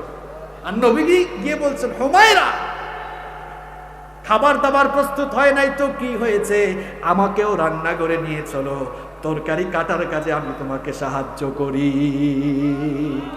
সুবহানাল্লাহ তো পড়ছেন। কোনোদিন ভাবি কোনোদিন ভাবিকে তরকারি কাটার কাজে, একটু পেঁয়াজ কাটার কাজে সহযোগিতা করছেন? এই যে একজন পাওয়া গেছে, সুবহানাল্লাহ, একজন পাওয়া গেছে। তার মানে উনার ভেতরে নবীজির এই সুন্নাতটা আছে না নাই? ভাবিকে সহযোগিতা করেন। আমার নবী কেমন স্বামী ছিলেন শুনেন। আপনি তো বউকে আদর করে ডাকেন না। বউকে যারা আদর করে ডাকে না, বউয়ের সাথে যারা ভালো আচরণ করে না, চেহারা দেখলেই কিন্তু বোঝা যায়। বলবেন হুজুর চেহারা দেখলে কেমনে বোঝা যায়? কারণ বউকে যত জ্বালাবেন, তরকারির টেস্ট তত কমবে, শরীর স্বাস্থ্য তত খারাপ থাকবে। কথা বুঝতে পেরেছেন? চাবিকাঠি তো ওখানে। আপনি ভালো আচরণ করবেন না, তরকারি মজা হবে না, খায়া সুখ পাবেন না। বুঝতে পেরেছেন? এই যে যিনি হাত তুলছেন, চেহারাটা কেমন নাদুস নুদুস দেখেন, তার মানে ভাবিকে খুব ভালোবাসেন, আর ভাবিও কিন্তু আদর করে খাওয়া, এই জন্য চেহারাটা বড় সুন্দর, মাশাআল্লাহ। ঠিক কি না? দেখছেন? দেখলেই কিন্তু বোঝা যায়। নিজের বউকে মহব্বত করবেন, বেশি করে ভালোবাসবেন, বউয়ের সাথে সুন্দর করে কথা বলবেন। আমার দেশে অনেক ভাইরা আছে ভাবির সাথে সুন্দর করে কথা বলে না। এই যে কলরওয়ায় কাপড়ের দোকান আছে, মার্কেটে কাপড়ের দোকান, হঠাৎ করে কিছু আপুরা এসেছে, আপু আপু আসেন আসেন আসেন আসেন, খুব মানাবে, আমার কাছে সুন্দর সুন্দর কাপড় আছে, একদম লেটেস্ট কিছু কাপড় আছে। এই সময় ভাবির কল গেছে, কি গো খেয়েছো, শরীর স্বাস্থ্য ভালো আছে? ফোন দেওয়ার টাইম পাও না। বাহিরের আপুর সাথে কোমল ভাষায় কথা বললেন, নিজের ঘরের বউয়ের সাথে এমন করে কেন খাটাসের মতো কথা বলেন? আছে না নাই? শুধু ভাইদের দোষ দিয়ে তো লাভ নাই, কিছু ভাবিরাও এরকম আছে, ঘরে রান্না করছে, ভাই ভাবিকে বড় ভালোবাসে, ফোন দিয়েছে খোঁজখবর নেওয়ার জন্য, কই গো কি করো, তুমি খাইছো, শরীর স্বাস্থ্য ঠিক আছে? হ্যাঁ, ঘরের দাসী বানায় রাখছো, আবার ফোনও দিচ্ছ, সবসময় ফোন দাও কেন, কাজ করতেছি জানো না? ঝাড়ি মারে। কিছুক্ষণ পর পাশের বাড়ির এক ভাই আসছে, কই আব্দুল করিম ভাই বাড়িতে আছেন নাকি? এখন ভাইয়ের আওয়াজ নাই, ভাবির আওয়াজ শোনা গেছে। ভাবি বলতেছে না, তোমার ভাই বাড়িতে নাই। ও ভাবি নাকি, ভাবি কেমন আছেন? আসি ভাই আলহামদুলিল্লাহ। কি খবর তোমার? তোমার বাবার অবস্থা ভাইয়ের, এখন কিন্তু কোমল ভাষা আছে না নাই? অথচ আল্লাহ তাআলা বলেছেন খবরদার নারীরা, পর পুরুষের সাথে আকর্ষণীয় ভঙ্গিতে, কোমল ভঙ্গিতে কথা বলো না। আদেশটা কার? তাহলে ভাই ভাবির সম্পর্ক হওয়া উচিত, একজন আরেকজনকে আদর করে কথা বলবে, ঠিক কিনা?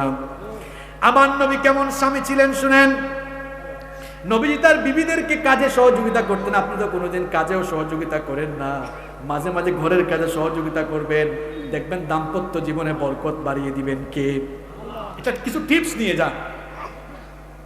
খাবার দাবারের পরে ডাইনিং টেবিল থেকে একটু এই জিনিসপত্রগুলো আপনি নেওয়ার জন্য একটু ধরেন। বাংলাদেশের মেয়েরা এত ভালো, আপনি ধরে দেখবেন, আপনাকে বলবে হাই হাই এটা তুমি কি করছো, রাখো আমি নিব। এই যে আপনি ধরলেন না, দেখবেন আপনার প্রতি ভালোবাসা আরো বাড়িয়ে দিবে।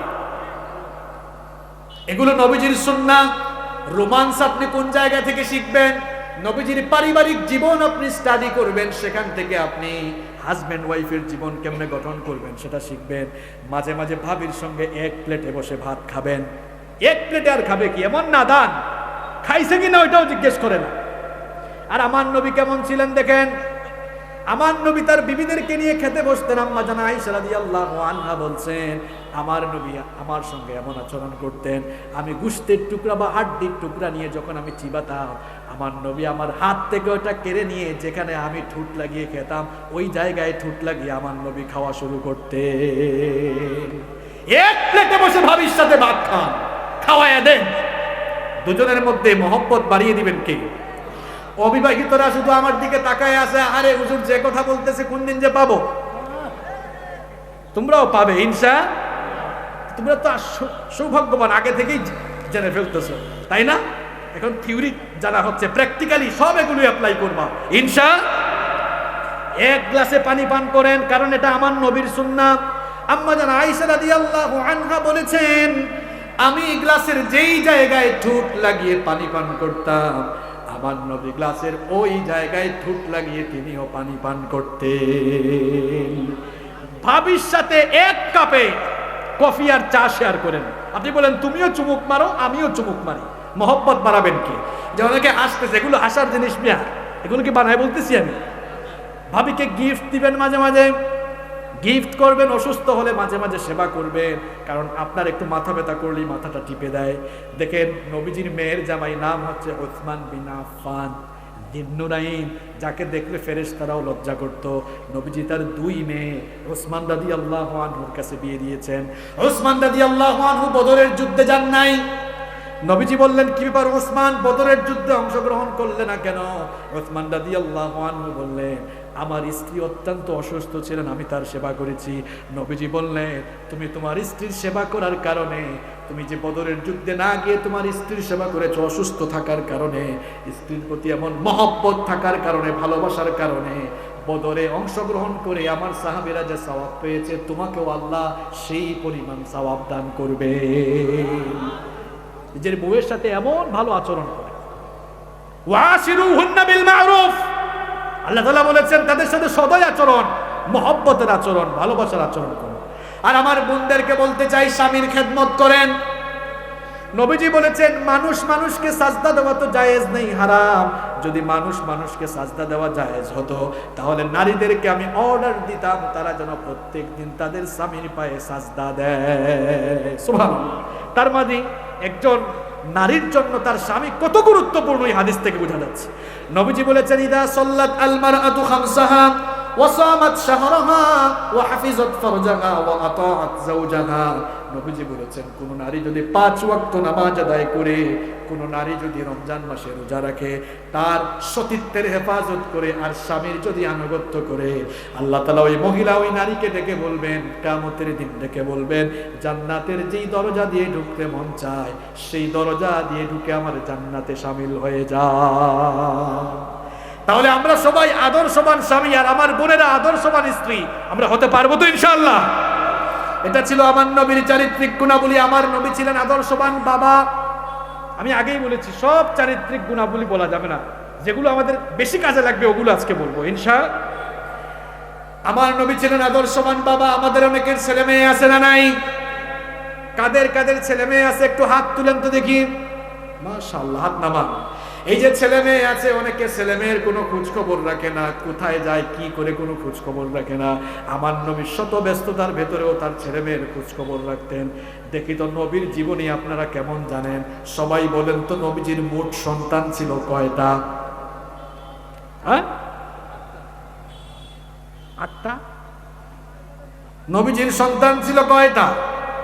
এখন যদি বলি কয়েকজন নায়ক নায়িকার নাম বলেন, একেবারে ফাটাই ফেলবে। আর নবীজির সন্তান ছিল কয়টা জানে না? নবীজির সন্তান ছিল মোট, দেখে বলেন, জুড়ে বলেন, 7টা। 3 ছেলে আর 4 মেয়ে। 3 ছেলে কাসেম, আব্দুল্লাহ, ইব্রাহিম, 4 মেয়ে উম্মে কুলসুম, রুকাইয়া, জাইনাব, ফাতিমা। নবীজির কোনো ছেলে দুনিয়াতে বাঁচে নাই, সবাই দুনিয়া থেকে চলে গিয়েছে। আর নবীজির সব মেয়েরা জীবিত ছিল। নবীজি তার মেয়েদেরকে কত মহব্বত করতেন। আমার নবী যখন ঘর থেকে বের হতেন, তার মেয়ে ফাতেমা রাদিয়াল্লাহু আনহার সঙ্গে সবার শেষে দেখা করে বের হতেন, আর ঘরে ফিরে আসলে তার মেয়ের সঙ্গে সবার আগে দেখা করতেন। সুবহানাল্লাহ। আপনি কি করেন? আপনি ঢাকায় গিয়েছেন, আপনার 2 ছেলে 1 মেয়ে, আপনি ঢাকা থেকে অনেক গিফট আনেন, আনার পরে আগে ছেলেকে ডেকে দেন, মেয়েকে দেন না। এই যে বৈষম্য, এই বৈষম্য ইসলাম করে নাই, এই বৈষম্য আপনারা করেছেন। অনেকে আছে মেয়েদেরকে আদর করে না, ছেলে আছে মেয়ে আছে, মেয়েদেরকে একটু কম ভালোবাসে, কম মহব্বত করে, মনে করে মেয়ে তো আমাকে কামাই করে খাওয়াবে না, এরকম আছে না নাই? কিন্তু মেয়ে সন্তান আল্লাহর কত বড় রহমত শুনেন। নবীজি বলেছেন, যখন কোনো ঘরে একটা কন্যা সন্তানের জন্ম হয়, সঙ্গে সঙ্গে রহমতের ফেরেশতা ওই ঘরে নাজিল হয়। এরপরে ওই কন্যা সন্তানের মাথায় হাত বুলিয়ে বলতে থাকে, এই কন্যা সন্তানকে যেই মা বাপ আদর স্নেহ মমতা ভালোবাসা দিয়ে প্রতিপালন করবে, এরপরে সৎপাত্রস্থ করবে, কিয়ামতের দিন আল্লাহ তাকে জান্নাত দান করবে। আমি কোন ছেলের ব্যাপারে এমন হাদিস পাই নাই, কোন ছেলের ব্যাপারে এমন হাদিস পাই নাই। মেয়ে সন্তান যারা পেয়েছেন, আপনারা আল্লাহর কাছ থেকে স্পেশাল রহমতের অধিকারী। কেন রহমতের অধিকারী বললাম? ছেলেদের ব্যাপারে এমন কোন হাদিস নবীজি বলেন নাই। নবীজি সাহাবীদেরকে একবার বললেন, তোমাদের মধ্যে যাদের 3টা মেয়ে আছে, ওই 3টা মেয়েকে যারা ভালোবাসবে, আদর স্নেহ মমতা ভালোবাসা দিয়ে লালন পালন করে সৎপাত্রস্থ করবে, এই দুটো আঙ্গুলকে নবীজি একসাথে মিলিয়ে বললেন, কিয়ামতের দিন ওই বাবা মা আমার সঙ্গে এভাবে একসাথে জান্নাতে থাকবে। কোন ছেলের ব্যাপারে আমি এমন হাদিস পাইনি। তারপরেও মেয়েদের ব্যাপারে এত বৈষম্য। এমনকি অনেক জালেম বাপ আছে, মেয়েকে সম্পদের ভাগ দেয় না। সম্পদ আছে 20 শতক, ছেলে 4টা, মেয়ে 2টা, 4 আর 2 কত হইল? এখন দেখেন 20 শতক জায়গা ভাগ করেছে, 4 ছেলের মধ্যে 4 5 20, আর মেয়েদেরকে কিছু দিল না। বিয়ের সময় বলল, মা গো বেশি কিছু দিতে পারি নাই, আব্বু তোমাকে দোয়া দিলাম। আমার বোনরা তো পর্দার আড়াল থেকে শুনছেন, আমার বোনরা এরকম যদি বাবারা আপনাদেরকে বলে, আপনি বলবেন আব্বু দোয়া দেওয়া লাগবে না, জিনিসটা দিয়া দেন, জিনিস দেন, কারণ এটা আপনার হক। ভালো করে শুনেন, আপনি যত বড় আলেম হন না কেন, যত বড় নেককার আল্লাহওয়ালা মানুষই হন না কেন, ইসলাম যে উত্তরাধিকার আইন দিয়েছেন, মাদ্রাসায় ফারাইজ পড়ানো হয়, ইলমুল মাওয়ারিস পড়ানো হয়। আপনি কিভাবে ল অফ ইনহেরিটেন্স, যারা আইনজীবী, আইন নিয়ে ল নিয়ে পড়াশোনা করেছেন, আপনাদেরকে এলএলবিতে ল অফ ইনহেরিটেন্স পড়ানো হয়েছে, উত্তরাধিকার আইন। ইসলামে উত্তরাধিকার আইন দেওয়া হয়েছে। এই উত্তরাধিকার আইনের ভিত্তিতে যদি মেয়েকে সম্পদ না দেন, এইভাবে যদি আপনি দুনিয়া থেকে বিদায় হয়ে যান, কত বড় আলেম আর কত বড় আল্লাহওয়ালা এটা দেখবেন না। আল্লাহ তাআলা বলছেন, কিয়ামতের দিন এরা জালেম হয়ে আমার সামনে দাঁড়াবে। কি হয়ে দাঁড়াবে? আর জুড়ে বলেন, কি হয়ে দাঁড়াবে? আদর্শবান বাবা হন, ছেলে মেয়ে লালন পালনে ইনসাফ করুন। আর আপনার ছেলে মেয়ে কি করছে, কোথায় যাচ্ছে, খোঁজ খবর রাখুন।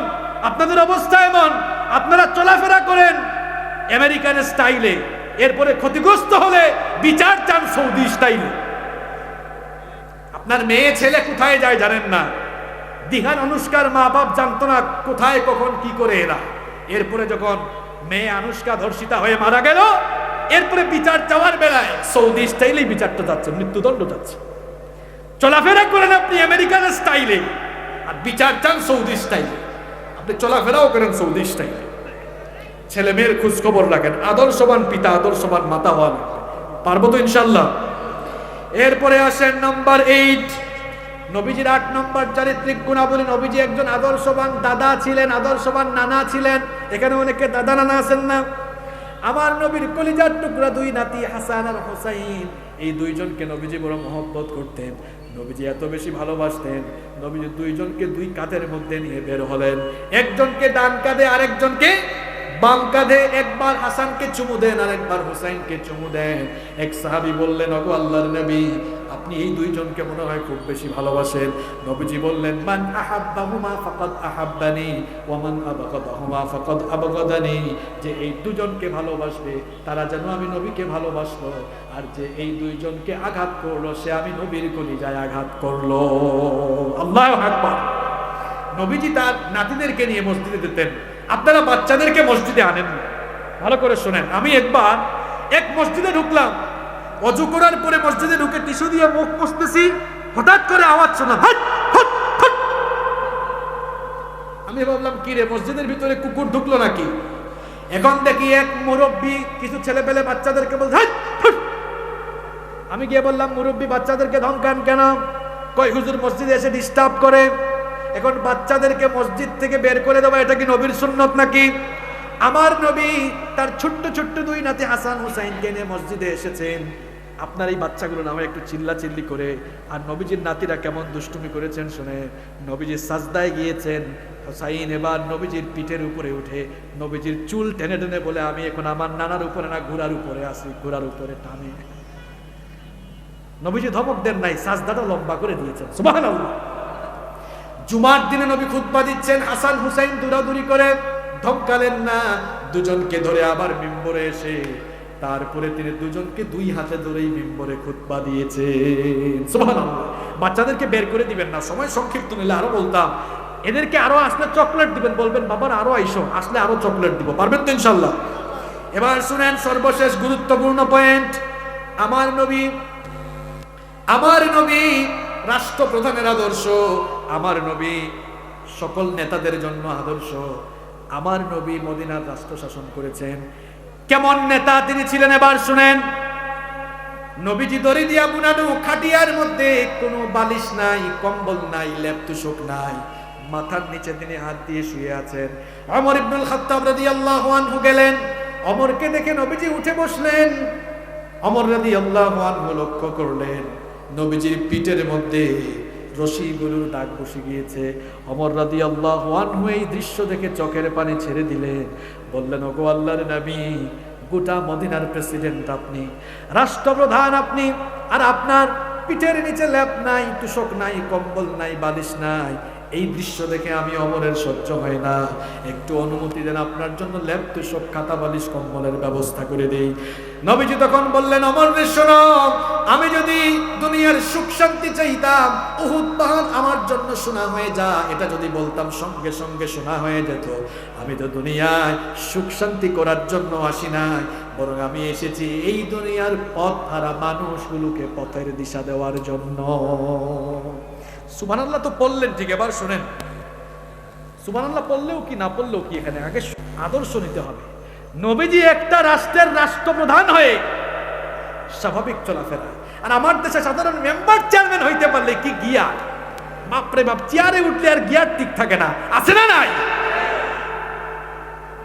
অথচ ইসলামী শাসকদের শাসনের নমুনা কেমন ছিল শুনেন। ওমর ইবনুল খাত্তাব রাদিয়াল্লাহু আনহু, তিনি কি ছোটখাটো কোনো ভূখণ্ডের শাসনকর্তা ছিলেন নাকি? অর্ধ পৃথিবীর শাসনকর্তা ছিলেন। তিনি একবার ঘরের ভেতরে মোমবাতি জ্বালিয়ে কাজ করছেন। এই মেয়ে দিকে তাকান, পুঁথি পড়া শোনাচ্ছি আপনাকে, যারা শুনতেছে এরা বুঝতেছে হুজুর কি বলে যাচ্ছে। সারা জীবন তো পড়াশোনাও একটু করলেন না, এখন বলে দিচ্ছি 1.5 ঘন্টার একটা সেকেন্ডও নষ্ট করছেন। আপনি ওইদিক ওইদিক তাকায় সময় নষ্ট করছেন। আপনার সমাজে শান্তি নাই কেন? সমাজের যোগ্য লোক আপনি এখনো নির্ধারণ করতে ব্যর্থ হয়েছেন। আপনাকে একদম সলিউশন দিয়ে যাচ্ছি, আপনি বুঝতেছেন না, কপালে আরো খারাপই আছে তো সামনে। ওমর রাদিয়াল্লাহু আনহু ঘরের ভেতরে মোমবাতি জ্বালিয়ে কাজ করছেন। ছোটখাটো লোক না তিনি, অর্ধ পৃথিবীর প্রেসিডেন্ট, মোমবাতি জ্বালিয়ে কাজ করছেন। কিছু আত্মীয় স্বজন তার সঙ্গে সাক্ষাতের জন্য আসলেন। দরজায় এসে তারা নক করলেন, ঢুকবো? তিনি বললেন না, থামো। দাঁড় করিয়ে দিলেন, বললেন একটু পরে ঢুকবা। সামনে থাকা মোমবাতির আগুন তিনি ফু দিয়ে নিভালেন। নতুন আরেকটি মোমবাতি হাতে নিয়ে ওই মোমবাতির মধ্যে আগুন ধরালেন। এরপরে বললেন, এবার তোমরা আসতে পারো। কিউরিসিটি কৌতূহল চেপে রাখতে না পেরে এরা জিজ্ঞেস করলো, আমিরুল মুমিনিন, আপনার সামনে তো মোমবাতি প্রজ্বলিত ছিল, তারপরেও নতুন আরেকটি মোমবাতি কেন জ্বালালেন? তিনি বললেন, শোনো, তোমরা আসার আগে রাষ্ট্রের টাকায়, জনগণের টাকায় কেনা মোমবাতির আগুন দিয়ে আমি রাষ্ট্রের কাজ, জনগণেরই কাজ করছিলাম। তোমরা তো আমার আত্মীয় স্বজন মনে হয় ব্যক্তিগত কথা বলার জন্য এসেছো। চিন্তা করলাম, রাষ্ট্রের টাকায়, জনগণের টাকায় কেনা মোমবাতির আগুন জ্বালিয়ে আমার আত্মীয় স্বজনের সঙ্গে যদি কথা বলি, জনগণের হক নষ্ট হবে, দেশের হক নষ্ট হবে, রাষ্ট্রের হক নষ্ট হবে। এই জন্য রাষ্ট্রের টাকায়, জনগণের টাকায় কেনা মোমবাতির আগুন ফু দিয়ে নিভিয়ে দিয়ে আমার নিজের টাকায় কেনা মোমবাতির আগুন জ্বালিয়ে কথা বলছি। আর আপনি তো সুযোগ পাইলে মানুষের চাল, তেল, গম, টিন, রড, সিমেন্ট সব একদম ভোগ দখল করে পেটের ভেতরে ঢুকায় দেয়। এভাবেই আমানতের খেয়ানত হচ্ছে। এই আমানতের খেয়ানত হচ্ছে কেন? কারণ আমরা নবীওয়ালা আদর্শে আদর্শিত যারা, তাদেরকে আমাদের মাথার তাজ বানাতে ব্যর্থ হয়েছি। যতদিন আমরা নবীওয়ালা আদর্শে আদর্শিত লোকদেরকে মাথার তাজ বানাবো না, ততদিন পর্যন্ত আমাদের উপরে, জাতির উপরে দুঃখ দুর্দশার বোঝা নেমে আসতেই থাকবে। ঠিক বলে চলে গেলেই চলবে না, নিজেদেরকে গরু ছাগলের মতো বিক্রি করে দিলে চলবে না। আমার দেশে নির্বাচন যখন আসে, মানুষের দাম গরু ছাগলের চেয়ে কমে যায়। একটা ছাগলের দাম তো ৫,০০০ টাকা, এর চেয়ে কম পাওয়া যায় না। আমার দেশে নির্বাচন যখন আসে, তখন ৫০০ টাকায়ও মানুষ বিক্রি হয়ে যায়। আমার বাড়ি সিলেটে, ওই দিন আমি শুনলাম আমার এলাকায় এক চেয়ারম্যান ৪ কোটি টাকা খরচ করেছে চেয়ারম্যান হওয়ার জন্য। ৫ বছরের ফুল বেতন মিলালেও কয়েক লক্ষ হবে না। ৪ কোটি খরচ করেছে কেন? ৪ কোটি খরচ করেছে এই জন্য, দেশের সম্পদ, জনগণের সম্পদকে আত্মসাৎ করার জন্য। নববী আদর্শে আদর্শিত হতে হবে, নববী আদর্শে আদর্শিত হওয়া লাগবে। সেই আদর্শে আদর্শিত লোকদের হাতেই সমাজের, রাষ্ট্র, এগুলোর দায়িত্ব ন্যস্ত করলে শান্তি পাওয়া যাবে ইনশাআল্লাহ। তবে আমার দেশে আল্লাহওয়ালা অনেক নেতা আছে না নাই? কোরআন ভালোবাসে, ইসলাম ভালোবাসে এমন মানুষও আছে। দেখা যায় নামাজ পড়ে জনগণের সঙ্গে প্রতারণা করে না, হক নষ্ট করে না, জনগণকে ভালোবাসে, এরকমও আছে না নাই? দুই প্রকারই আছে। যারা খারাপ তারা তো খারাপ, যারা ভালো তারা তো। আমরা নববী আদর্শে উজ্জীবিত হব ইনশাআল্লাহ। সময়ও শেষ, 10 নম্বর পয়েন্টে চলে আসছি। আমার নবীর 10 নম্বর চারিত্রিক গুণাবলী হলো তার জীবন, তার সামগ্রিক জীবনের, তার সামগ্রিক জীবন দর্শন, তার সামগ্রিক জীবন পরিচালনার সংবিধানের নাম ছিল, তার সামগ্রিক জীবন পরিচালনার সংবিধানের নাম ছিল ব্যক্তি জীবন, পারিবারিক জীবন, সমাজ জীবন, অর্থনৈতিক জীবন, রাজনৈতিক জীবন, এক কথায় গোটা জীবন পরিচালনার সংবিধান হিসাবে যেই কিতাবকে গ্রহণ করতে হবে, সবাই জুড়ে বলেন তো সেই কিতাবটার নাম কি? কয়টা পয়েন্ট বললাম? আজান হয়ে যাবে, আমি আর রিপিট করছি না। যে 10টা চরিত্র, যারা মন দিয়ে আজকে শুনছেন, একদম প্রথম থেকে যারা খুব মনোযোগী হয়ে শুনেছেন, আপনারা বুঝতে পেরেছেন এমন 10টা পয়েন্ট আজকে বলেছি। এগুলো যদি আমরা, এই গুণগুলো অর্জন করি, ব্যক্তি, পরিবার, সমাজ জীবনে শান্তি আর রহমতের বাড়িধারা বর্ষিত হবে ইনশাআল্লাহ। এই গুণাবলীগুলো আল্লাহ অর্জন করার তৌফিক আমাদেরকে দান করুন। কমিটির কোনো বক্তব্য না থাকলে আমরা মোনাজাতে চলে যেতে পারি। কোনো বক্তব্য আছে আপনাদের, সভাপতি সাহেবের বা আপনাদের? সবাই বসে উঠবেন না, আমরা সংক্ষিপ্ত মোনাজাত করবো, এরপরে আপনারা উঠবেন ইনশাআল্লাহ।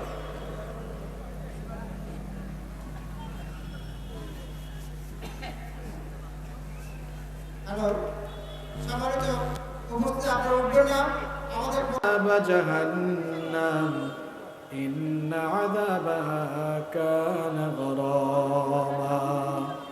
রব্বুল আলামিন, আজকের এই মাহফিলকে তুমি কবুল আর মঞ্জুর করে নাও। আমরা যারা এই মাহফিলে এসেছি, আমাদের সকলের জীবনের গুনাহগুলো তুমি মাফ করে দাও। রব্বুল আলামিন, আমাদের সকলকে 5 ওয়াক্তের নামাজি বানিয়ে দাও। আমার অসংখ্য মা বোনেরা মাহফিলে এসেছে, আমার মা বোনদের জীবনের গুনাহগুলো মাফ করে দাও, তাদেরকে নামাজি বানিয়ে দাও।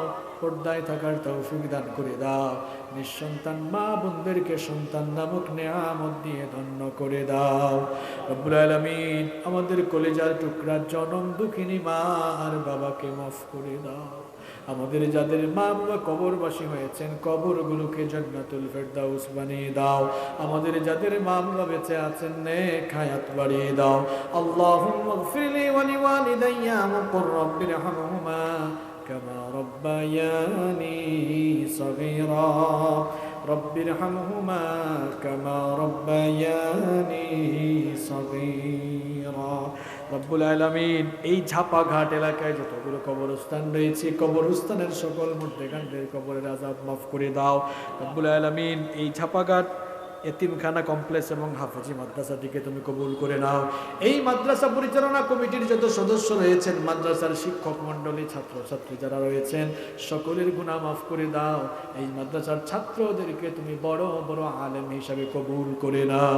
মাদ্রাসার শিক্ষকদের হায়াত বাড়িয়ে দাও, তাদের ইলম আর আমলের মধ্যে বারাকা দান করে দাও। বিফদলি সুবহান রাব্বিকা রাব্বিল ইজ্জাতি আম্মা ইয়াসিফুন وسلام على المرسلين والحمد لله رب العالمين وجاء الآخر كلامنا عند الموت لا إله إلا الله محمد رسول الله والسلام عليكم ورحمة الله وبركاته.